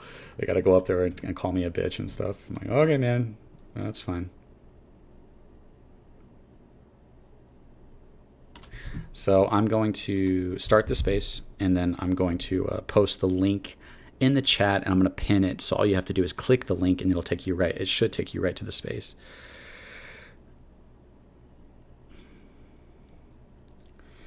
Right now. And we'll have a further conversation on swap and liquify, swap and evolve. So I'm opening this space right now.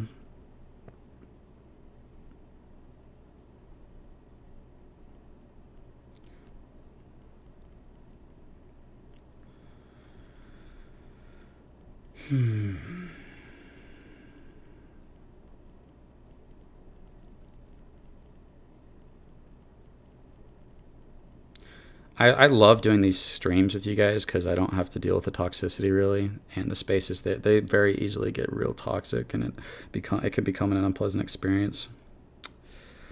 I prefer YouTube live streams than I do the spaces, but I like to do spaces because it gives people a chance to talk, and a lot of people are cool and respectful.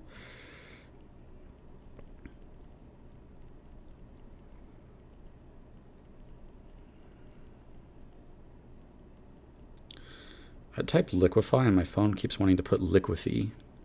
Like, why are you auto-correcting the wrong word? All right, there we go. What if we don't have Twitter? You have to download it and make a Twitter so that you can join and follow Crypto Control. It's at Crypto Control 3. That's not, you can't join something that you're not a part of.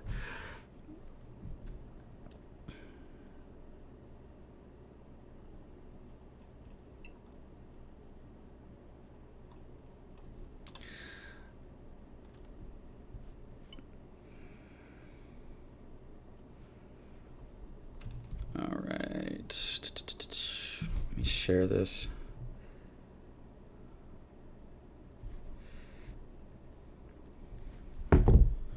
Sorry guys, I just gotta share this, and then we'll be switching over to the space.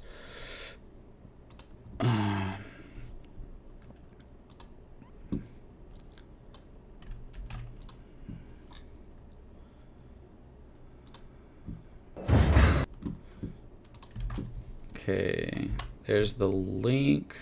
Hopefully that works.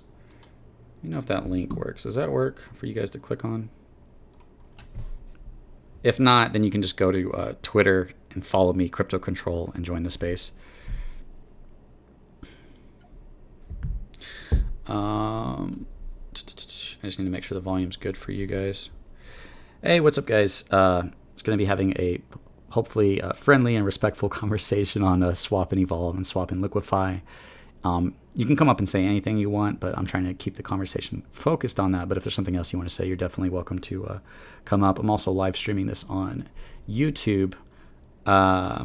So the YouTube is watching as well. So I'm just giving people a chance to join on Twitter and a chance to join on YouTube so that we can discuss what's actually happening with Swap and Evolve and Swap and Liquify, the differences and the potential future impact it could have on the price if other things are attached to it, and what it would look like if the price was going up and what it looks like if the price is going down. I do personally feel I might be that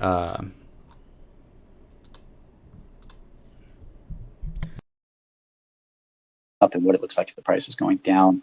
I do personally feel I might be that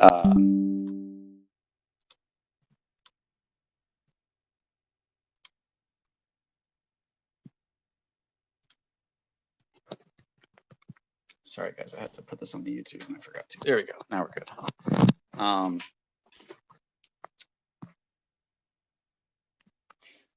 So yeah, I was going to say, I do feel that there's a lot of people that are misunderstanding swap and evolve versus swap and liquify. My goal is not to say this is bad and they shouldn't have done this. My goal is just to say, what is the actual mathematical differences between the two and what are we left with? I think that people have thought that because a buy is happening on swap and evolve, that therefore it is better than swap and liquify mathematically. And I don't just think that. I've had a lot of people tell me that and tell me that I shouldn't be misinforming people and spreading lies and doing my research before I say that stuff. But it actually turns out that it's other people who are doing that and then getting mad at me and telling me that I shouldn't be saying anything. If somebody wants to, if somebody could be a host for me, because when I live stream these on YouTube, I have to join the space on my computer and my phone. So for some reason, when you're doing both, it's less likely to show you people that are raising their hands. So if somebody wants to, just anybody, be a co-host so that you can help bring people up, I would really appreciate that. If not, that's fine. I'll just wing it. I just might not be able to see people when they raise their hand. But yeah, if anybody had any questions on it, you're welcome to come up and ask about it. Otherwise, I'll just give a general overview of how I see it. Obviously, I'm not all knowing. I'm not an expert, but I do feel I understand this pretty well, actually. And I think that the part that is not being explained very clearly is that with swap and liquify, it was not selling at all until it hit its threshold. So it had to store up 500 million Safemoon, and then it would sell half for BNB.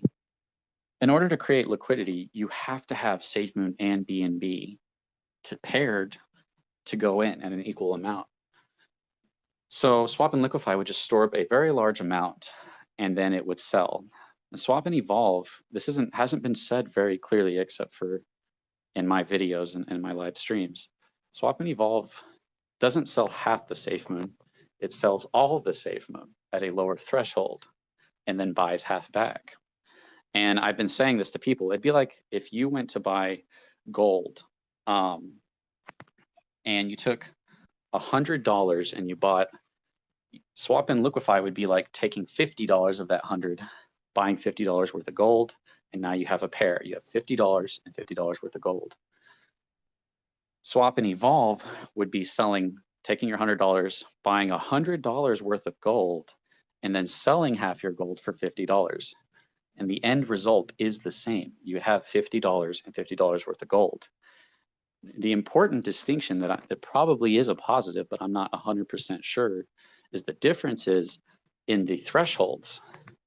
Now, they didn't have to switch to buying all BNB or selling all your Safemoon in order to buy BNB. They could have just lowered the threshold with swap and liquify. If they had lowered the same threshold, it would be selling. If they lowered it to 323,323.32, it would be selling, but it'd be selling half as much as what swap and evolve is selling. It would only be selling half of it and then pairing it, and then selling half and pairing it. So this buy is an artificial buy that comes from selling all the Safemoon in order to be able to buy with BNB back into the same pool. It's like when I take my $100 and I buy $100 worth of gold, and then I sell half that gold. I'm not like making a profit off selling that gold. I'm just getting that part of that money that I had back. So the thresholds are changed, and there's probably an argument from psychologically on the charts. Is it better on the charts for in investors' mindsets? Because I don't know if you guys watch my videos, but I'm just basically going over the same information. When swap and evolve happens, when swap and evolve happens, it's collecting Safemoon to 323,000, and then it executes collect BNB. It sells 323,000, which is $280, and then it sells it for BNB, and it does that until it hits 132.32 BNB. That's about $42,000, and then it sells half of that or buys Safemoon from that BNB in order to pair it. So what we see is that swap and evolve happens about every 10 times that swap and evolve happens, swap and liquify would have happened. A swap and liquify did not have any selling pressure until it sold, but swap and evolve has twice the selling pressure so that it can do a buy that only makes up for half of that selling pressure that it had the entire time. And it does that every 10 times the swap and liquify would have happened. I hope that that's not too crazy. Or too hard to understand. But to me, like that's the general explanation that I haven't seen people quite understand, because they thought that the buy on swap and evolve was fixing the problem and the negative price action that was happening on swap and liquify. And that's just not true, because that buy is only happening because it's selling twice as much in order to make that buy happen. And a lot of people are painting it that way, but the important distinction between the two things is the psychological impact in investors' perspectives on the charts, because it's happening at a lower threshold. It's the lowering of the threshold that might be playing a role.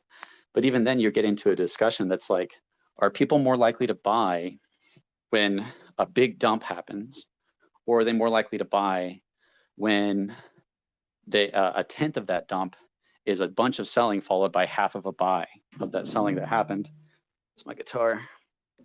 And there might be other factors to this. One thing is gas fees, because swap and liquify, I brought this up and I don't know what the numbers would be. They'd probably be very small, then not even worth considering. But swap and liquify, all it's doing is selling half. That's it. Swap and evolve is selling all of it, so it's already twice the amount being sold. And then it's buying half, so it's an extra,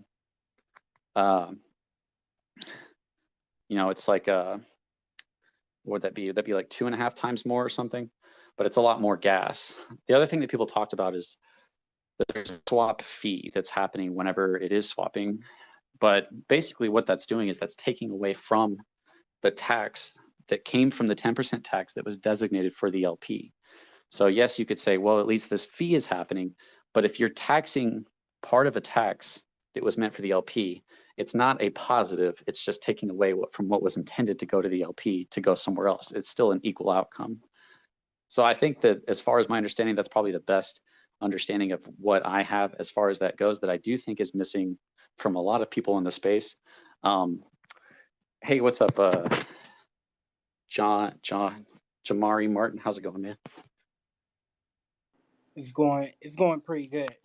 I'm not sure if you can hear me or not. Yeah, I can hear you. Okay, so I got a quick question. So, like, when we get our own blockchain or whatever, how would swap and evolve work then? Would it just be buying? Would it be buying the Safemoon instead of the BNB and selling off the Safemoon?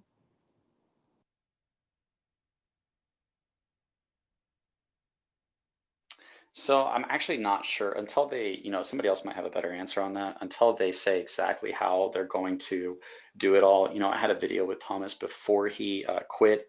I messaged him and asked him about the block and the token on the blockchain. I have a whole video kind of talking about that a little bit, because he gave us a little bit of detail on that.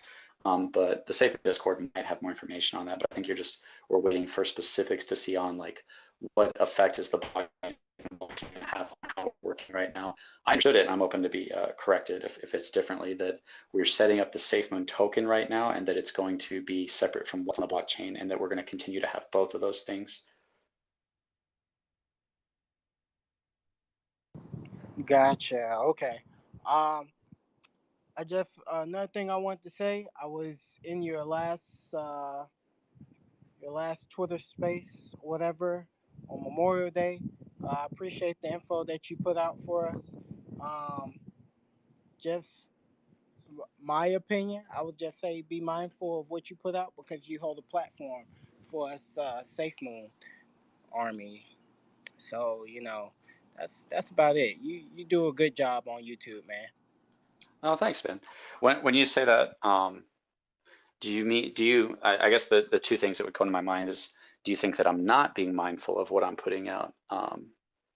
Is because that's the only conclusion I could take from that, is saying like, hey, you're not being mindful of what you're putting out, or maybe a more friendly would be like, hey, this information is very has a lot of implications and a big effect on people, so be careful about how you cover it. Maybe is a more what you were trying to say about it, So, or so you know how you stated that you get a lot of backlash or whatever from people saying on the details that you give out, whatever. So how I see it, like, okay, so I'm in the army or whatever. So if I sit there and talk to any news station, which I'm not supposed to do, because people will run with it. They'll think that goes for the entire army, you know, because I'm on that platform speaking to the public. So that's kind of what I'm getting at. It's not negative. It's not negative or positive. It's just neutral, you know. yeah, I would definitely say that I heavily consider information whenever I go about it.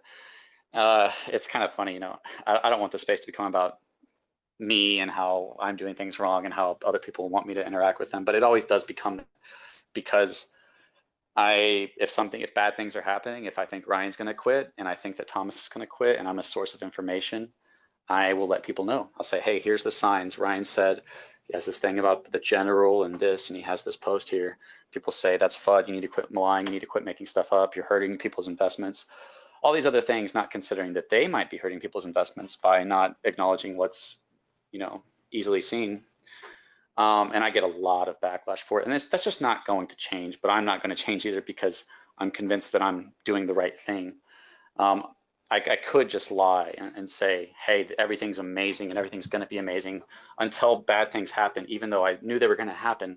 And then just paint that as a positive thing as well. Well, now that he's gone, that's amazing. We didn't need him. Just everything's amazing. And that's just not my approach to it. So Well, at the end of the day, we all know you can't please everybody. So just keep doing you, man, my guy. thanks, man. I appreciate that. Yeah. And I think about that. I'm like, I don't know if you guys have thought about this, but I'm like, I doubt there's two people on the planet that agree on every single thing.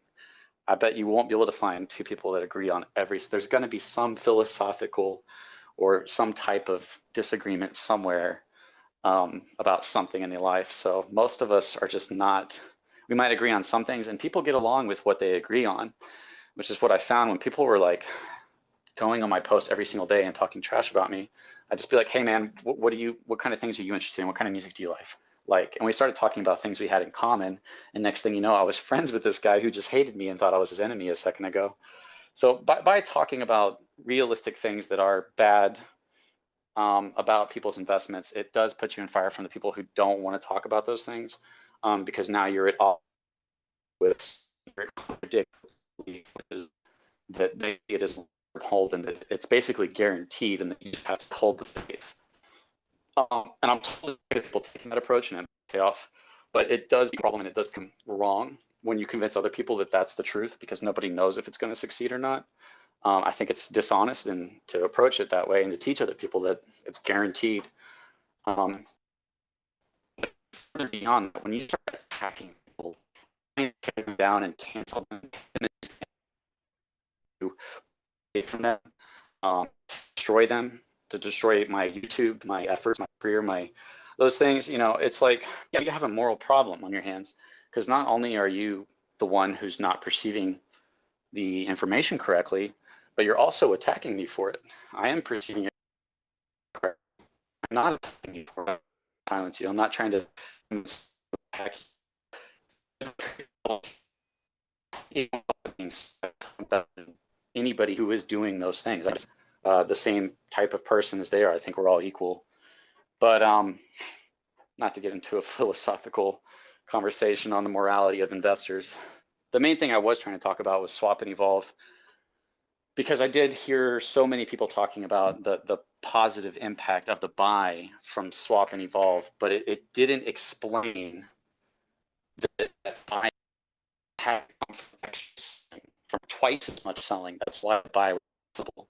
I'm not doing this to say, hey, this is a negative thing. I'm just saying, hey, it's a neutral thing as far as lowering the thresholds. Better, and I'm down to, have conversations about, is this better or not? One other topic that did get brought up about swap and liquify was that, and it's actually an interesting conversation, because the lower the price, the more tokens, right? The lower the price, the more tokens that are burnt with the volume.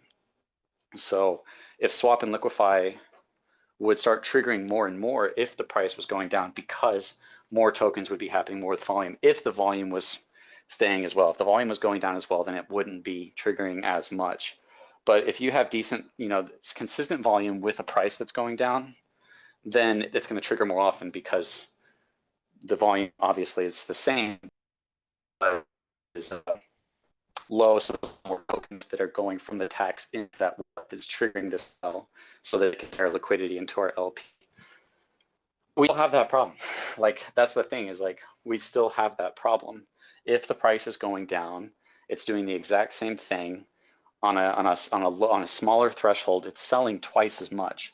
So in that same time period, the swap and buy force not or bought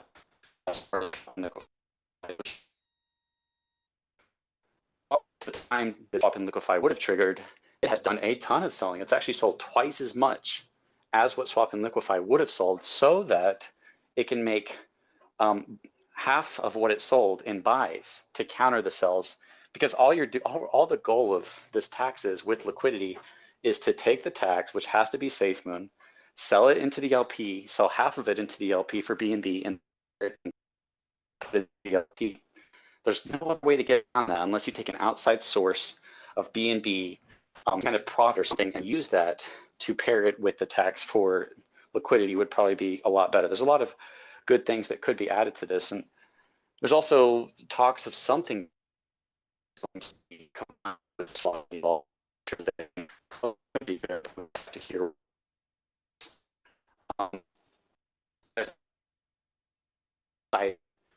Not, yes, like swap and evolve, like solved swap and liquify, and a lot of people were thinking that and feeling that way. And I'm like, okay, maybe I'm the Debbie Downer, but it just didn't. We still have the same thing happening on a lower threshold. We don't have a big sell on the charts, which might be better. But then like I keep saying, are people more inclined to buy?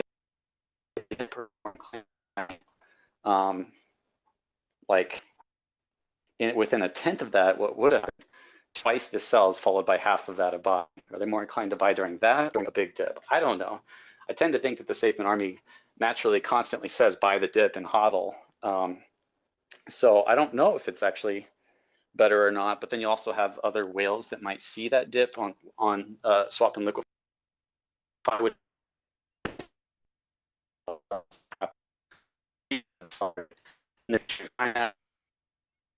buy the right, or they might not just on the charts and be like, holy crap. So if you have a bunch of people that are waiting for the price to go up, who are looking at selling points together, which is probably what you have, right? There's probably a bunch of people in all these different investments, but it's Safemoon right now, who are thinking as the price goes up, oh, I could sell right here. But there's somebody else, there's a bunch of people. I don't want an opportunity, but I want to, I need this money. So swap and liquify could have been triggering people to sell, thinking that it was, who weren't paying attention to swap and liquify. And in that sense, it might be better. But my main goal is to just talk about this and provide clarity on what's actually happening, because I see so many people misunderstanding it. Let me bring some hyper beam on. I I see a couple of hands going up, crypto. Yeah, I hit approve. Okay, there they go. Hey, Hey, what's up? Yeah, Sean, go ahead. That's fine. Hey, what's going on, guys? Appreciate you having me up. Question, and this is just my perspective. Wouldn't it be better? 'Cause I know swap and liquefy gets triggered basically once it hits that 132 mark for not swap and liquefy, excuse me, swap and evolve. Uh, it triggers at the 132 mark for B&B, but wouldn't it be better to do a build up since it is in the protocol to be manually triggered rather than just triggering it every time it hits 132? So it actually is manual right now, which is like why it happened last Yeah, night, but people weren't awake, so they didn't didn't notify. do it. Are you saying it'd be better if it was auto? No, not necessarily for it to be auto because apparently, so they're triggering it every time. So right now, as of the last two times that this happened, it's being triggered at the exact 132 mark. Whereas I feel like it'd be better if they just waited it out. So because it has to be manually done, just wait it out, do a build up to a said number, a larger number. Say that roll that 132 over and then inject it rather than doing that. I feel like it at least incites FOMO, and then that way people it can't be necessarily timed to where people are basically timing a sell off, and then you just do it just because. Kind of like when they did the V1 liquidity move for over the V2, same way. So I could be wrong here, and it's definitely worth a discussion. But I think that even if it goes over, that when they execute swap and evolve, it will only sell the 66.16 BNB. I could be wrong. Maybe it sells all of it, sells half of everything that's in there. Um, but it is manually done, so it's just kind of like whatever John has put in place for them to decide what the best time to do that is what he's decided on, and it may be better to wait or wait till the middle of the night and hope that somebody's people aren't paying attention so that you can get a little green on your charts without someone trying to maybe manipulate it. But I think somebody did make a good point that because of the buying and the selling fee, it would be a 10%. To try to take advantage of that, it might be pretty risky, and you might end up coming out with a loss. But I don't know. Do you think that kind of? You No, think no. there's? So I'm with you on your points. What I'm saying is, rather than inciting that within the charts for a small green candle, I'd rather it not be a timed like basically the way that it is.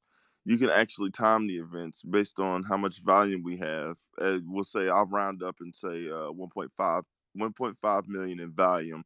You pretty much know that swap and evolve should trigger, correct? So based on the price of BNB right now. So rather than having it as a timed event, say okay, I'd rather you say we've triggered 10 times and then suddenly we just inject it rather than it being a timed event, or like they pick random numbers. It doesn't always have to be 10, it could be 6, it could be 20, could be anything. So that way nobody's actually tracking. You can track it, but not really when you don't really know when it's going to get pumped into the charts itself, far as when those buys are actually done. Yeah, I mean, Yeah, it's like they're deciding when to do it. So if it's happening right when it's happening, that's still them just deciding. So ultimately, it's just the team deciding it. So, I mean, if they became convinced that maybe waiting was better, or trying to wait for a large amount, or maybe even doing it in smaller amounts. What if you did a bunch of small swap and evolves instead of one big one? I yeah, would tend to think that that might be better. But it's just kind of like, I don't know, in my perspective, it's kind of just the psychology of the investors of what's going to promote what's more healthy for the project, and what's going to promote buying, what's going to promote selling. But yeah. The that's only a thing is that's a good what I conversation to have, yeah. yeah what I noticed from the V1 liquidity move to V2. So I think we gained 250% during that pump, and then of course it dropped pretty steadily after the fact. But we did have a large number of whales that did sell off. So what it did was it lowered the percentage of whale dominance. I want to say almost by 4% during that pump. So well, as we decrease that whale dominance, we start to see where we're less volatile within the market itself, even though Bitcoin was going down drastically at that time.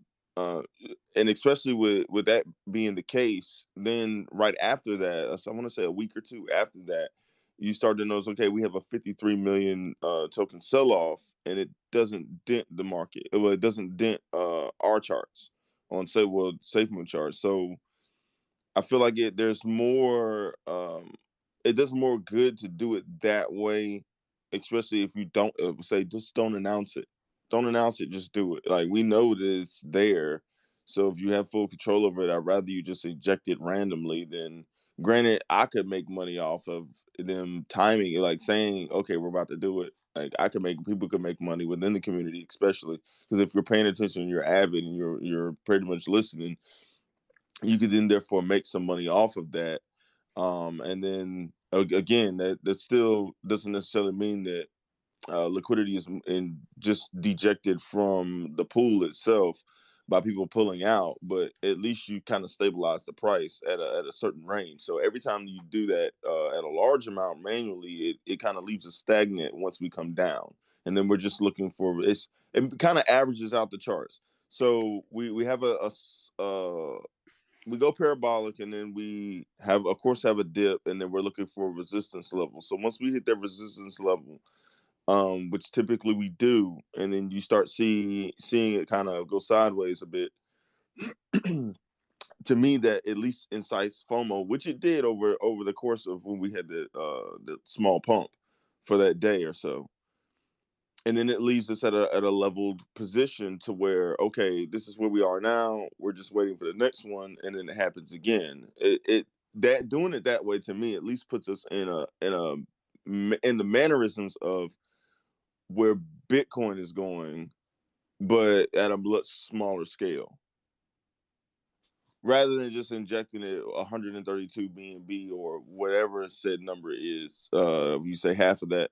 Rather than doing half of that and not really even denting it, and then you see people basically just timing it to see what they can pull out during that time frame. Yeah, I think that, in my opinion on all that, really, and it's just an opinion, would be that the people who are getting paid money to be making these decisions should be putting a lot of effort and thought into these. And I hope that they didn't just go, hey, 3-2, 32, let's do 3. Like, you know what I mean? I hope they actually put like, hey, this smaller threshold.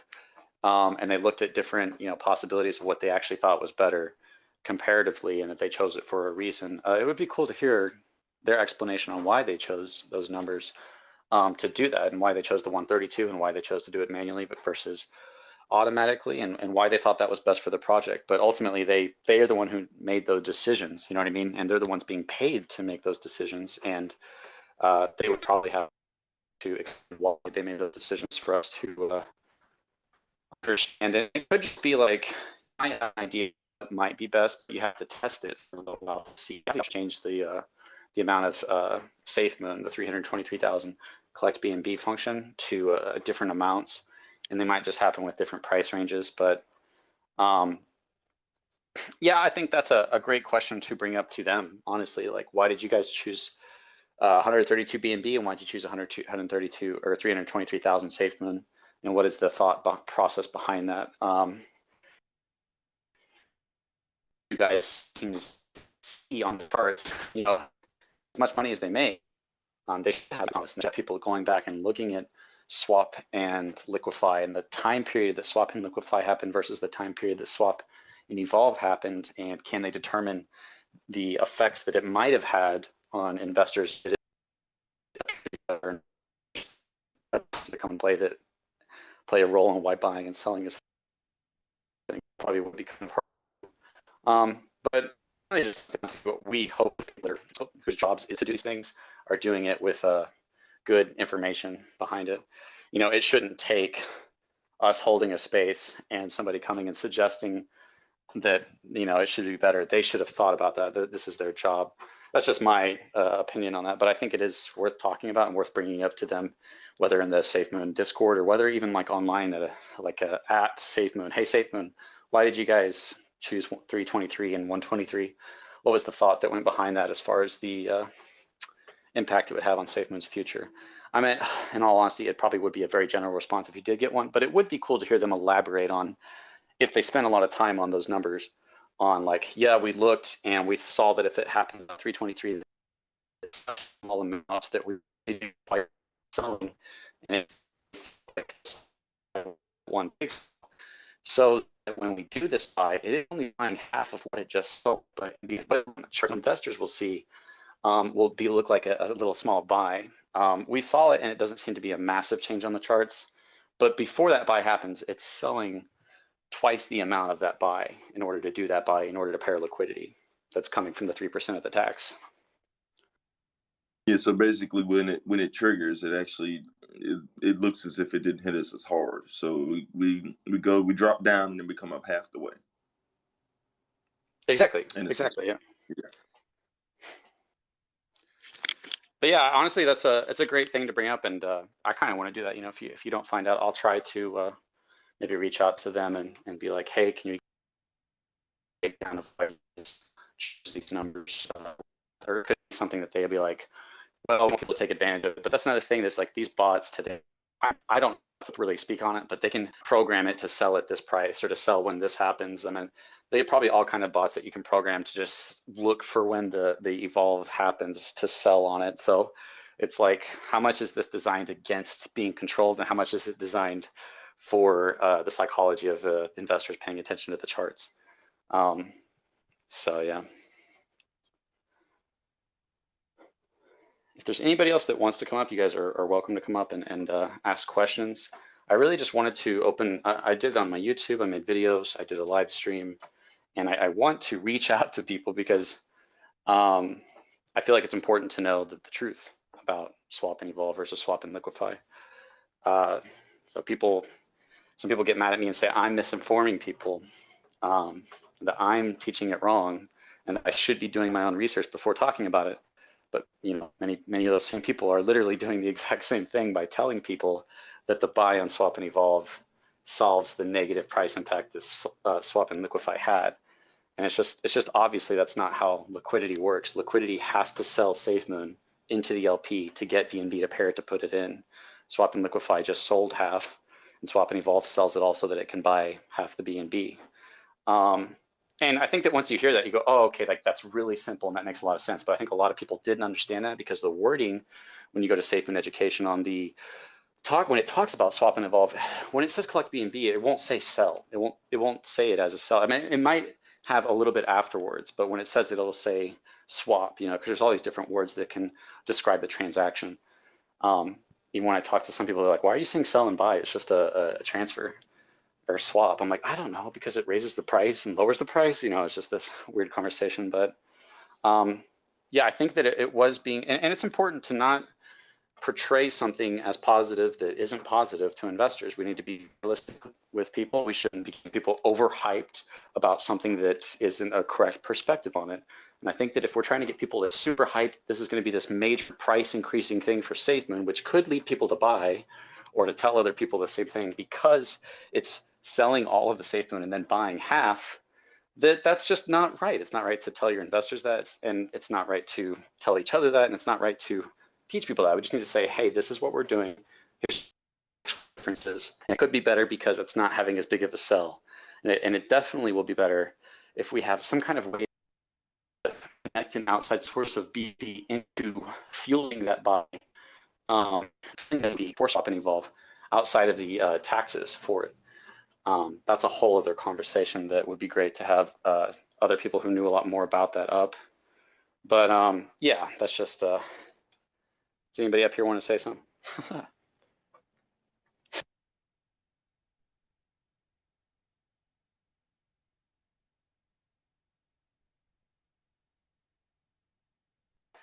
Hey, Sean and Jamari, am I coming through for you? Yes, Or am I? Yeah. coming in. It's just a little scattered once in a while, but I caught the gist of what you were saying. Oh, okay, yeah, somebody said Same I was here. breaking up. Well, that's okay. Do you two up here, do you feel like that's a pretty clear explanation of it now?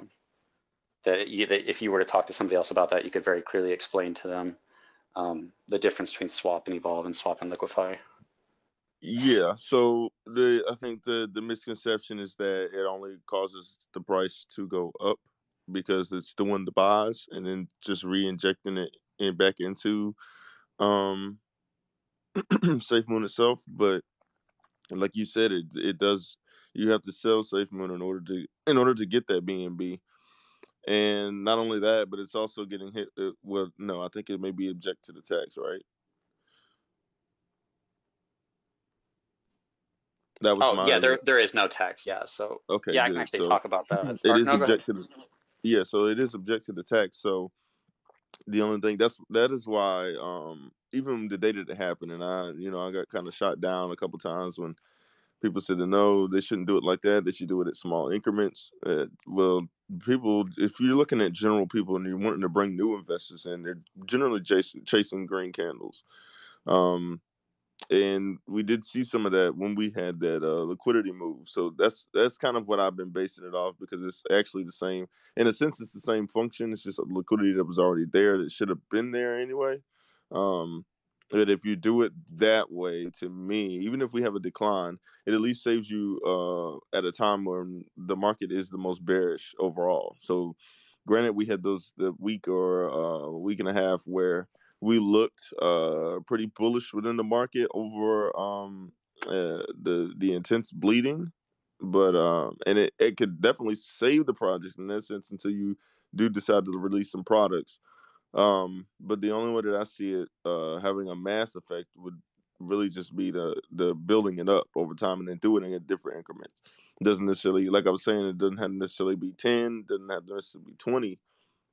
You could do it at 2 or 3 every once in a while, but just do it randomized, and then do it at times like different times of the day, different times of the hour, because then we'd have to basically whoever wanted to track it. Now, granted, you can set up bots to do it, but doesn't mean you're necessarily getting an immense amount each time. And then you can't really time it. Well, somebody who doesn't have bots, they can't really time the market to say, okay, I'm gonna buy here and then I'm gonna sell here. You pretty much have to watch the charts at all times, or you'd have to set you up a bot to do it every single time. Yeah, you bring up a lot of interesting points. One interesting way to look at it is that swap and evolve, it sells, right? But at a certain point, it has all it needs to evolve. But instead of just taking the BNB in the Safemoon and then storing up the Safemoon, it puts it, it keeps on selling so that it can make a buy. The buy that happens was literally just sold in order to create a buy, which is very interesting. Conversation is would it be better to not have changed swap and liquify, but to just change the threshold so that it would be just doing half the selling that swap and evolve is doing on the charts and smaller increments without this artificial buy. I don't know. It's definitely something that I hope they put a lot of effort and thought and continue to put a lot of thought into.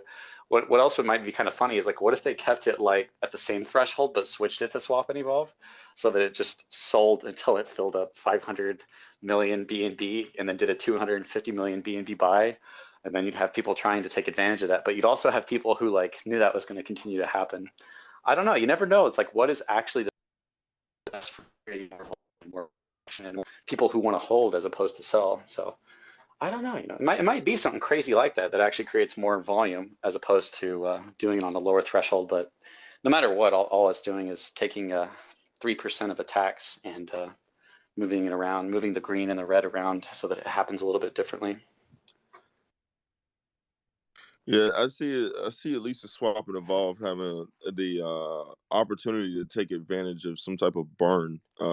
If you are going to do that and do it manually, at least do it that way so that if we're decreasing the burn at a different rate, and it may not have to necessarily be the same rate every time by doing it manually like that, that would at least give some type of positive impact on top of the fact that we're only buying back in at half the rate that we sold off of. Not only that, but That's my next question. How much is it actually burning every time it does that? So we aren't selling at a tax rate. So So we have a buy, sell, and transfer, but just making it a little more simple, we'll just stick with like the 10%, and 3% is supposed to be going to liquidity. And somebody was actually thought that that 3% was being taxed on top of it, but I went and double checked. I didn't think it was, but I went and double checked with the Discord, and they were like, no, it's not taxed. And we could go over the differences between if that was taxed or not taxed when it's doing that selling of the Safemoon and when it's doing that buying of the BNB. So there isn't the 10% tax that's feeding into burning tokens and reflections or any of that. It just is excluded from the fee, so that it can, because if you tax that, then all you're doing once again is taking away from something in order to give it somewhere else, and you'd be taking away from the 3%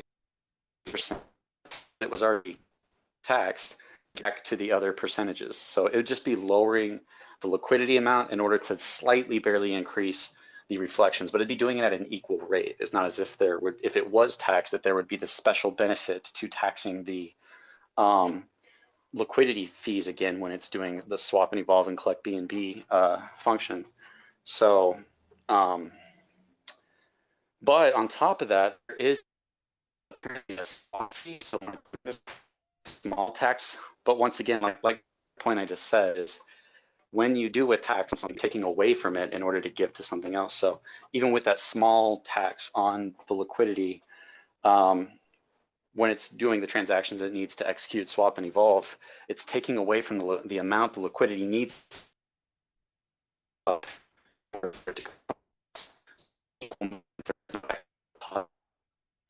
think that just really makes a lot of sense whenever you understand that.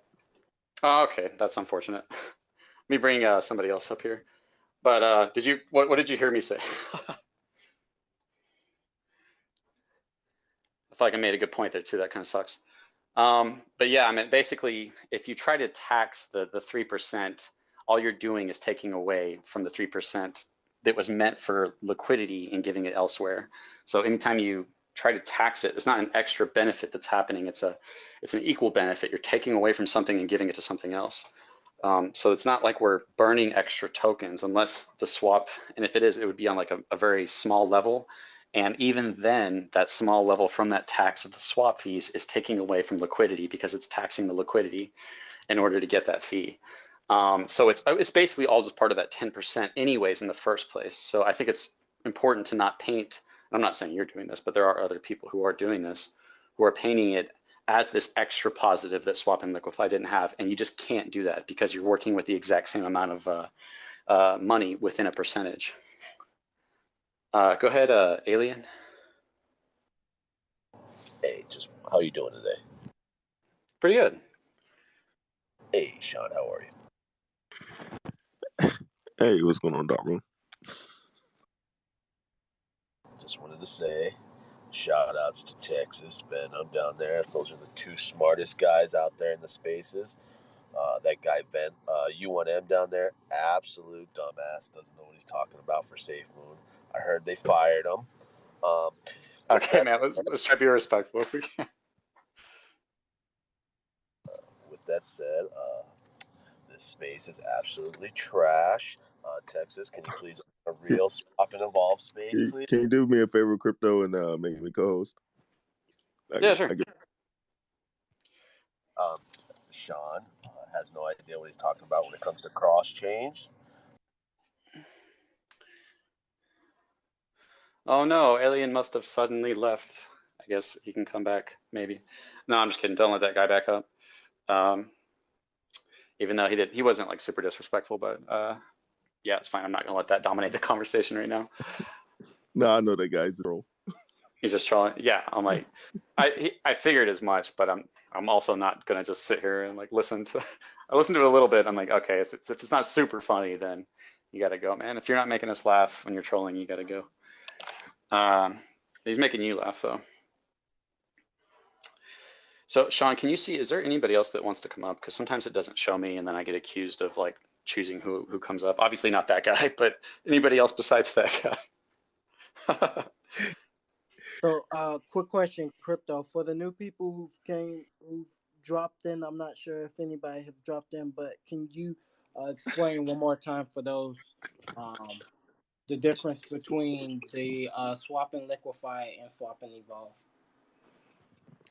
Yeah, if there's new people in here, I think we just went over it pretty heavily, and Sean actually explains it really well. And apparently, I'm breaking up, so I apologize. I wish I could control that.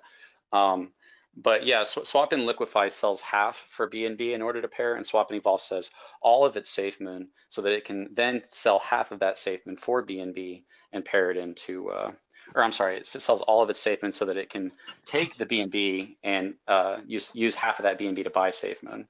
That's the main difference, but we've been over it very extensively. And if there's anybody who wants a real breakdown of it, my last video on my channel like really breaks this down exactly how we're talking about it. What's up, Dark Moon? Hey there, how's it going today? Pretty good. How about yourself? Fantastic. Hey, I heard you were doing a giveaway. Is that true? Where'd you hear that from? I believe it was a guy named Moon Boy, and then After Dark by a bunch of stuff. Moonboy Crypto. No, I'm not doing it. I mean, I'm giving away some like dope knowledge about Swap and Evolve. That's the giveaway. Oh, okay. And then yeah, there was a guy named Venom down there. He said you guys were gonna be doing a space today and giving away space capsules or something. Yeah, I wish I was that rich, man. No, man, I'm not doing that. Oh, okay. So when Safemoon 1 penny? It'll probably be in about 10 minutes. Yeah. All right. That other guy was right. This space is fucking trash. Yeah, it's just so it's so bad. It's such a bad space. I don't care if you guys like spaces where people ramble and talk trash to each other. That's fine if that's your thing. It's just I had not to my put him in thing. timeout. It's not funny to me. I just don't do that. It's not my thing. If you hate me for that, that's fine. I just don't enjoy that, and I don't really think it's funny. Yeah, is there anybody else why am I getting a bunch of trolls coming up right now? I don't know. I did that guy on the steps for a while. Oh, thanks, man. I appreciate that. No problem.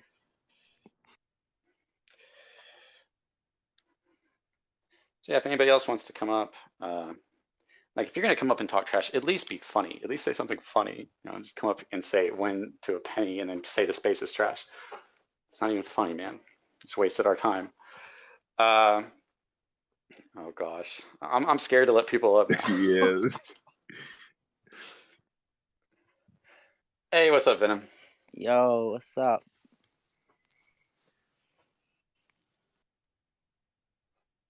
You there, Venom? Yo, can you hear me?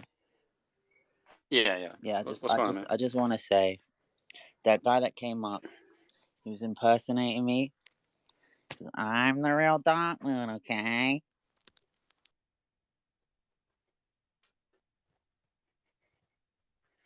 Okay.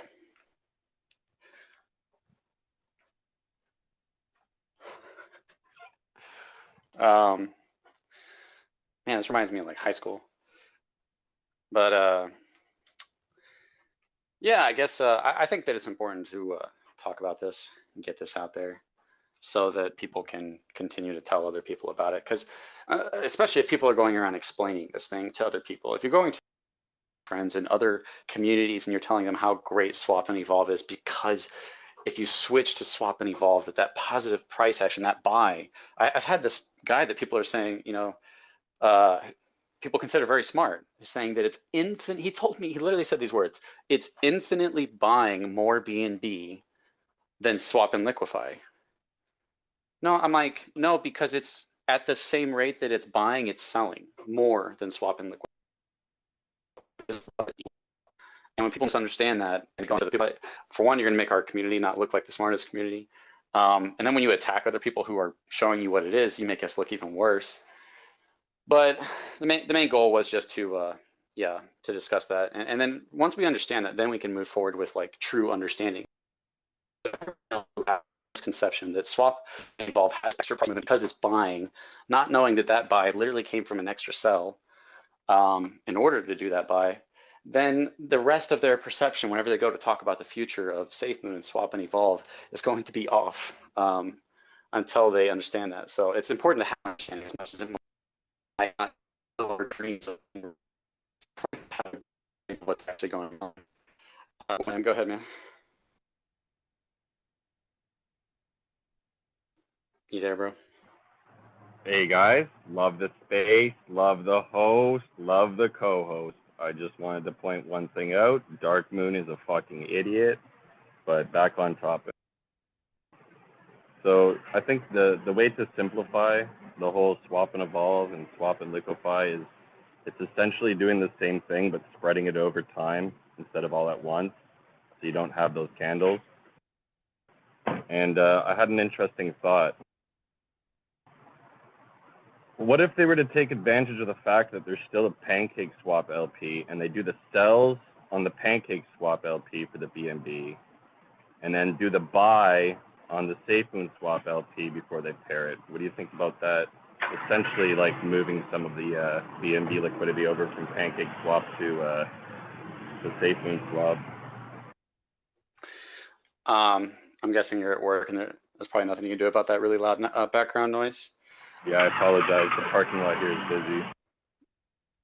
Oh, that's okay. I actually don't know. I'd have to look into that a little more to have a discussion about what. There's actually a lot of theories being thrown out. Somebody tagged me in a post where they were saying that a different token has found a way to do what the problem of creating liquidity is, which is selling down the token, and they have found a way around that. But as far as different liquidity pools, and maybe possibly creating like what would just be, I don't know, an arbitrage opportunity. I'm just kind of speculating, but you're welcome to talk about what you think about that with the loud trucks in the back and stuff. Hold on, no, but those vehicles are gone now. I'm sure another one will come. This McDonald's is very busy.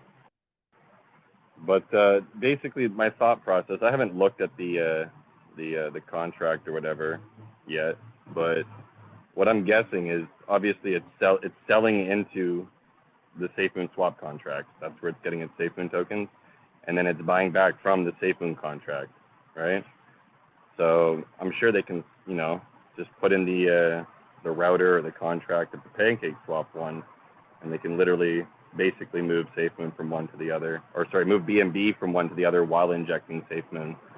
Because the whole purpose of swap and liquefy and swap and evolve is to have more Safemoon available in the LP. That's the end goal. No matter how you twist and turn and up and down and red candle, no red candle, spread it out, don't spread it out. At the end of the day, the goal is to get more Safemoon into the LP, right? So I just thought it might be an interesting way to still do that, but migrating basically some of the BNB. Are you saying portion. Using our old LP to fund the swap and evolve? No, that's not what I'm saying. Safemoon V2 also has a pancake swap LP. It's just much smaller than the Safemoon swap LP. It's like maybe 100 grand in there instead of 7 million or 8 million or whatever. So all I was saying is, Well, where would they get the BNB then?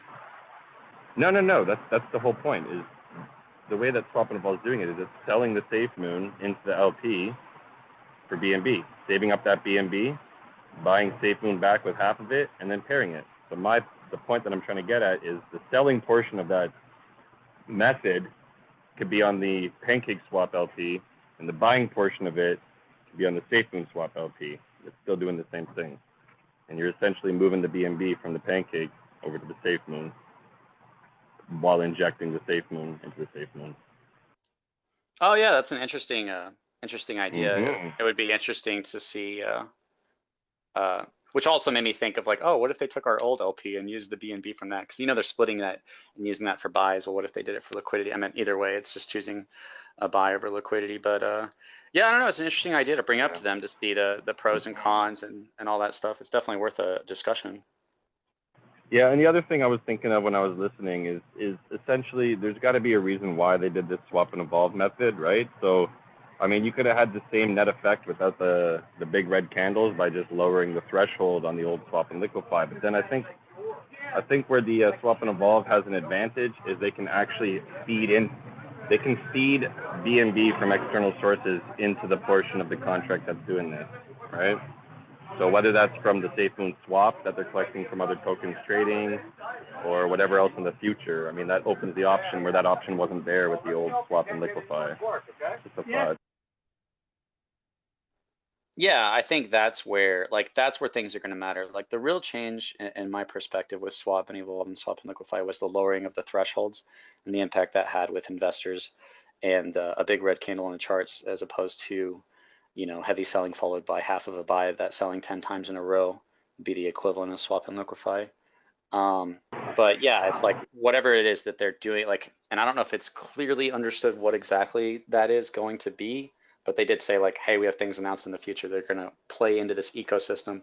I personally thought that I saw that transfers and swaps were going to be feeding into the LP, which would also be feeding into that. But I think that even then, I think it would still have to be a sell. So it would I don't know. I've been talking to other people about this who actually like do contracts and stuff, and they are like, yeah, they were explaining that to me. They're like, yeah, that's still going to be a sell unless you do this. So I think it would probably be good to continue to talk to them to further understand what other options do we actually have as a community for what would be the best thing to do with the Safemoon ecosystem as far as creating liquidity from an outside source instead of within itself. Because the moving around of it might impact the psychology of the mindset of investors, but it's still the same thing because you're only able to work with so much. Even psychology aside, I mean, it's smarter how they're doing it now compared to before. It's not just the psychology, right? I mean, I think it was Kark who explained to me before, and although I disagreed with him at the time, I did the math afterwards, and he was correct that you do need some type of Safemoon injected back into the liquidity over time to keep its stability. So that is the purpose of this thing, right? And having it so there's no big red or big green, having it so you can't play the market for it is actually a benefit, because you're still getting the same net result. You're getting more Safemoon into the LP, but you're not having these opportunistic points. Like even the buyback is only 61 BNB. That's like a 0.26% price impact. Nobody's going to make money off of that. It went from 8.8 to 8.847 on the first one. That's not enough of a change in margin to make money on a 10% tax token.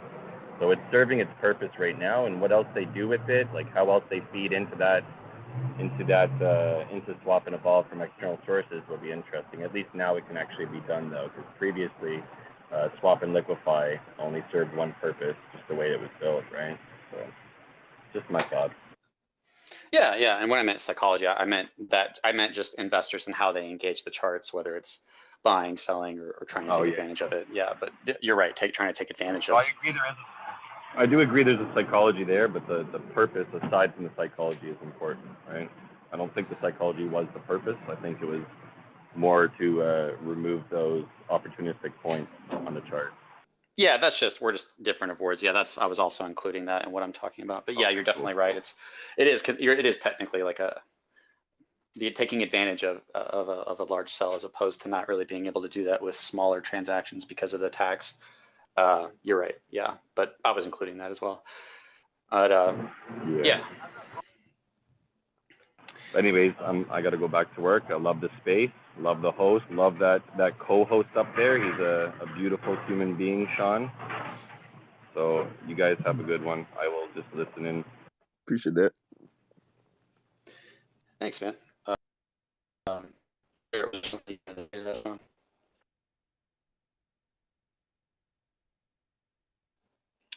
So yeah, if there's anybody else that wants to come up, you're welcome to come up. I think we've pretty well exhausted the differences between it, and I'm down to do that for somebody new who comes in, because I do think it's important. And the only reason I think it's important is because a large group of people have thought the wrong thing about this, and on a pretty big scale, actually. It's pretty interesting. And then they talk about you like not being an expert because you're a YouTuber and all this stuff. It's kind of funny to see. But that stuff doesn't really matter. But what will be interesting point of conversation to take this beyond will be what they add in the future to it that could actually play a role into feeding like an outside source of BNB into it that actually raises the price and doesn't create a net zero sum. And what they could possibly do to even do something even better than swap and evolve, because I do see these other projects talking about these other things. So I'll probably research into those, how they're doing it, and look at and talk to, obviously, developers and stuff, and people who actually understand the contracts and what's happening, to see if there is possibly better options besides swap and evolve that Safemoon might be looking at implementing at some point. Um, I wouldn't think they are, because they talk about swap and evolve and they just did it, and they're looking at um, tying things to swap and evolve. But yeah, that's definitely a place for the conversation to go. Um, Otherwise, if there's nobody else that wants to come up, I mean, I could rant about Safemoon a little bit longer, or I could just, call it a day here. But as long as everybody, if there's anybody in here actually who feels like, I don't understand it, I can't comprehend it, like, yeah, please come up and ask your questions. I'm not going to make fun of you or insult you, but I do want to make sure that everybody has a clear understanding of what it is.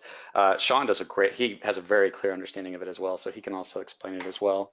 And it's not really that hard, but I think that if the problem is that people kind of just got an idea in their head without really looking into it. And what the wording that was missing, that hasn't been spoken, that I've ever seen anywhere until I put a video out it. It's kind of a funny story, actually. I can tell this since we've got people here probably just listening, killing time. I was having a nightmare last night, or the night before last night. And I have these nightmares where I'm awake enough to know that I'm sleeping and that my body's paralyzed, but that I can't move and I'm trying to wake up. And this is a very scary place to be if you've been here, because your mind is simulating a dream, and it's able to still simulate images and noises, very loud noises within your mind, in your dream. So I'm half awake, I can't move, and I hear somebody storm into my room with like something on their hip, this chain that is dangling. I'm the real Dark Moon. And then I'm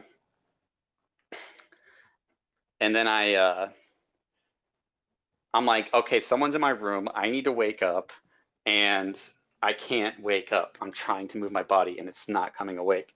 So I'm finally able to wake up. The noises were so loud in my head that I grabbed my gun and like cleared the house or whatever to make sure no one's in there. I'm like, all right, that was just my head.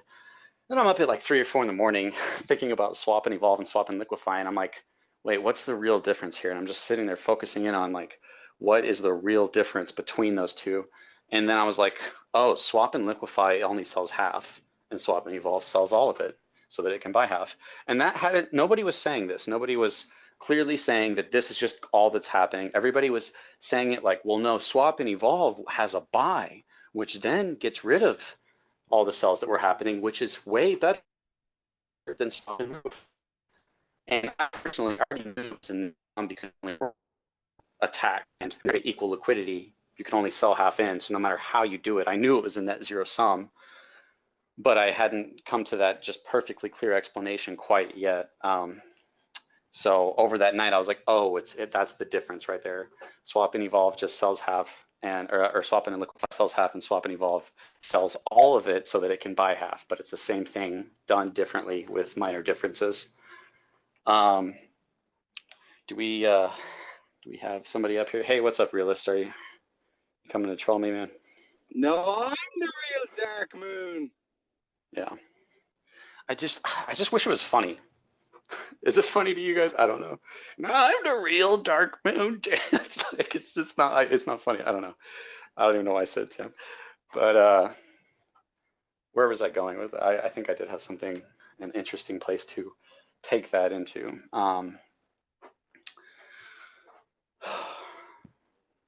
Yeah, actually, it's so funny these guys are doing this, actually. Okay, Yeah, it's a you little are. bit funny. Hey, I actually have to step down. I got to make a phone call. So Yeah. appreciate you having me up. Yeah, thanks a lot, man. I really appreciate that. No problem. Okay, Realist, go ahead and tell me that you're the real Dark Moon, whatever. I'll co-host with you, Crypto Control. I'll co-host this room like you wouldn't believe, mate. I don't think I want that. Down there, I don't think I want that, man. Dumpers like Dark Moon, I will launch them. Known scammers, known pump and dumpers. They come into spaces to tell you to buy Bitrise, and then it goes down. I did. Did you have anything constructive you wanted to say regarding the conversation that was just taking place? Realist. Of course, I've got, mate, I've got so much to say. It just takes me a second to kick you, so just choose your words wisely, okay? No. Look, if you want to kick me, mate, by all means, kick me. But I'm here offering my services to you as a co-host. Okay, you want this room to pump? If you want this room to just be a party, mate, make me a co-host. I have a few personalities. Okay, here's the real Dark Moon King. We got to get to the bottom of this. Who's the real Dark Moon King? Dark Moon King.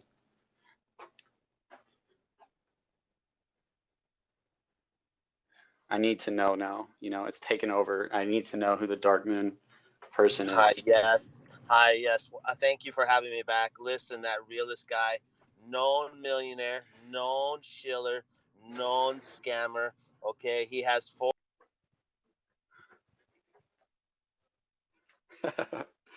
Anyways, guys, yeah, if you want to go open a space and like insult each other and call each other scammers, you're definitely welcome to do that. So yeah, I think we pretty much covered it pretty in depth. I do have the thing you know, to follow me. There's an interesting conversation that happened between Ryan Dunn, who created Not Safemoon, right? And there was a debate between him and DeFi Mark back when everybody loved him, before people tried to teach everyone to hate him. There was a debate on swap and liquify and the impact it had on the price. And kind of one of the points that came down to was that because there was 5% going to swap and liquify and 5% going to reflections, that the selling effect that was happening on swap and liquify was always going to be greater than the amount of reflections that you were getting, which is a really interesting conversation because it's happening equally because it's 5% and 5%, and then it would sell half. But nobody owned half of that 5%. The burn wallet owned almost half. So the burn wallet was already eating, you know, about half of the 5% of the reflections, and everybody else just had a very small fraction of that was sharing our reflections. While on the other side, there's these major sells happening in the same amount of time because it's an equal amount of tax with swap and liquify. So this is definitely something worth looking into more and seeing how much has this changed, this price impact of the selling versus your reflections. I think that I basically looked at it a little bit, and it was like right now our liquidity is 3% and reflections are 4%. So I think we're still going to be stuck with the same problem, just on not as big of a scale, because the burn wallet has its own tier, its own feeding of tokens. It's not taking away from our reflections, and our reflections actually went up quite a lot when they changed the contract with V2. And once again, that's just a moving around of fees, because what took the hit was liquidity. Liquidity used to be 5%, now it's 3%, and now we have 1% going to the growth fund, 4% going to and all the other percentages. So there's definitely an interesting, I'll probably be doing an interesting look at the comparison between that and what it is now, but it's still probably going to be the same, but it should be a little bit better. And then beyond that, yeah, I have some, what I think is going to be really cool content that even the people who hate me are probably going to be like, oh yeah, his videos are pretty good. I just wish he wouldn't talk about that negative stuff. So I'll probably be working on that stuff. Yeah, I'm not letting you guys back up. Why would I let you guys back up? You're disrespectful to me, you're disrespectful to my space. Anyways, guys, I appreciate you guys showing up. Hopefully somebody learned something of value, and you guys feel free to reach out to me if you want to ask me anything.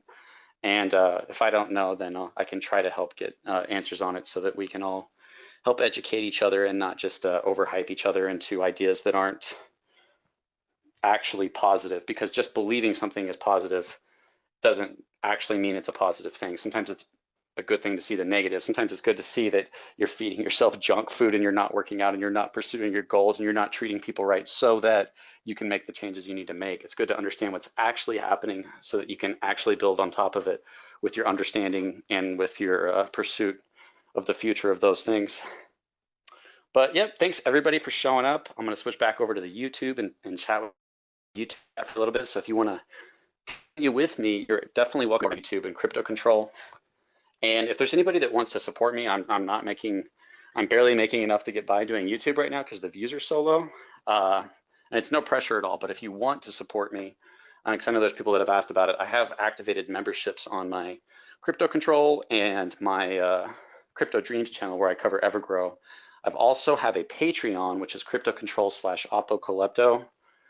I have Apocalypto, which is a channel on TikTok and YouTube that talks about the conspiracy stuff, end time stuff, religious psychology stuff, just a lot of deep and fun and conspiracy type topics that I find interesting. And I try to make them very high quality videos. So my views right now, so it's a lot easier to get views on TikTok than it is YouTube. But I also have videos on YouTube that have 40,000 views from some of my Safemoon content. And I have a gaming channel where I got 150,000 views once. I don't know why I'm just bragging about myself right now. But yeah, thanks everybody who showed up, and I'll see you guys in the next stream or the next video.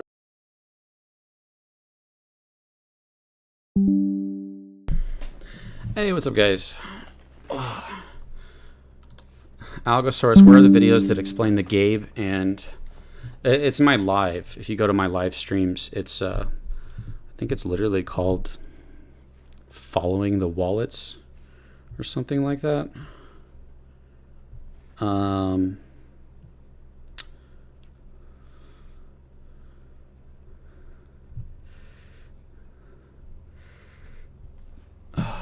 This channel is not financial advice. Do your own research. Thank you. After today's live stream, check out Crypto Control's new channel, Apocalypto. Oh, thank you. Dang, Mitch Bromwell going above and beyond, man. If I ever make it on YouTube and you're still a moderator, man, I'll definitely let some of the well follow you. That's if I make it big, which is unlikely, right? I'm just trying to do good enough doing what I enjoy doing to get by. So somebody keeps asking about the live. You're asking about what live stream has where I talk about the Gabe wallets. It should just be, if you go to my channel and you go to videos, yeah, it's literally called Tracking the Safemoon Devil and Gabe Wallets. So you just have all you had to do was look, and you would have found it. It's just it's about 10 videos ago you would have found that one. Oh my god, I can't believe people are like that. Ale, Holly Girl Venom, how old are they acting? Oh, I don't think Holly Girl did. I mean, I don't care. It's just childish and it's not funny to me, but if they think it's funny or whatever, that's fine. It's just not funny to me. You know, it's like farting in class when your teacher is talking or something. Actually, that's more funny than what they were doing. But if that's how they want to be, that's fine. It's just not funny to me. There you guys go. So hopefully there's I provided as much clarification on a subject as much as I could to as much of an audience as I could reach. How you guys feeling in the chat before I end this? Is there anything you guys wanted to say? Any questions, concerns? Is your other channel only TikTok? No. It's a YouTube as well. I have some kind of cool videos, yeah. About end times. I have a video about Satan, which is a kind of an interesting video. Like, where is he at? What does the Bible teach about him? And it's done in an entertaining type of, like, if you're somebody who's into conspiracy videos, I like conspiracies, but I like conspiracies that have weight to them. So I'm not like, guys, the earth is flat and you guys are idiots, or aliens came from the past. I like conspiracies like, hey, the government did this and they lied to you guys about this, and here's all the evidence, and it's very clear. Those are the conspiracies, and it's only called a conspiracy because they came up with that word to try to discredit people who called them out for their BS. So because they're so corrupt, there is a lot of conspiracies that have happened, and that are happening right now. You know, our governments do evil things against humanity, and then it gets labeled a conspiracy because they control the media, and then they silence all that information. So I like covering that stuff, one, because it's interesting to know what's going on, and it's interesting to know what's coming, especially if it's something big, like a big planned attack or something like that. But they're also just kind of fun and interesting to do, especially if you add like a aspect of creepiness to it. You know, I'm a guy who loves horror games and stuff like that, so the videos are pretty entertaining if you like that type of content. If you're not, I don't hate you if you're a different political or different religion than me, but if you're leftist, like really devoted, you're probably not going to like me in general or my content. Some leftists can respect people with different beliefs and some can't, but Yeah. So yeah, if you guys, there you guys go. If you guys want to become a member, did we get any members? That I kind of wanted to test the members out. Your mic is out. Is it not? No, I can see it's going through.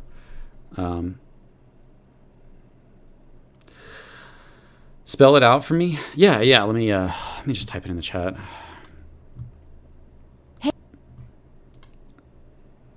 Thank you, Mitch Bromwell. Yeah, man, I definitely when you do a channel, if anybody does channels, you have to kind of like ease into it, and once you start to get a good feeling, then you can really get going. But I have a cool video on the Georgia Guidestones and depopulation, and all the things that could be contributed to depopulation if that was the goal of the leaders. I personally do think it is, but I try to portray everything as like a hypothetical in hopes that they don't silence me. So yeah, it's and there's just a part of me that finds life much deeper than an investment and wants to talk about those things. I have a deep care of psychology and consciousness and thoughts and how we interact with our beliefs and how that changes how we perceive our world and what's the purpose of everything and what's reality really saying to us, and where's this story for us going in our own lives and collectively as a society and as humanity. So to me, those are the topics I really enjoy talking about.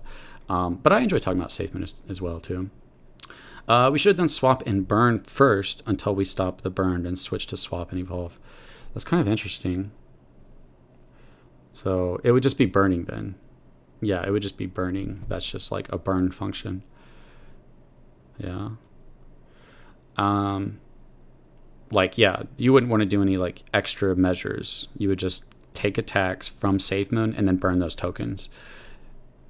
You could do a buy and burn, but when it does buy and burn, it literally has to sell those tokens to buy in order to burn, which might be, if the psychology is done right in the charts, if you could, that's what I'm saying. If you could get somebody who understands the psychology of charts really well, who's able to take an equal amount of buys and sells and have it interact with the charts, that artificially has the best impact on people looking at charts to buy, even though it's actually a net zero sum. It'd be an interesting tax to have, right? But as soon as you do something like that, somebody is looking at that to take advantage of it. And once they understand it, there's always somebody extremely smart out there looking for exploits, looking to get into the contract, looking to set up bots to sell at the right times and all that stuff. Somebody's out there putting time and energy into taking advantage of every opportunity they have. Naughty lib, my boy, I promise.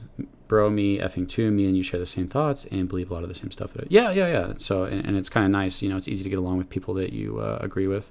So, there you guys go. I think we covered everything pretty extensively today, and I also told you guys about my other channel. So I'm going to go ahead and jump off here, and I might actually go work on another video for that other channel after I take a little bit of break from the computer and social media and stuff.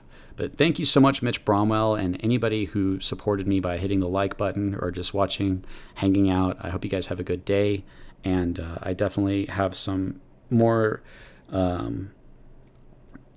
content coming with substance to it that I think people are going to enjoy.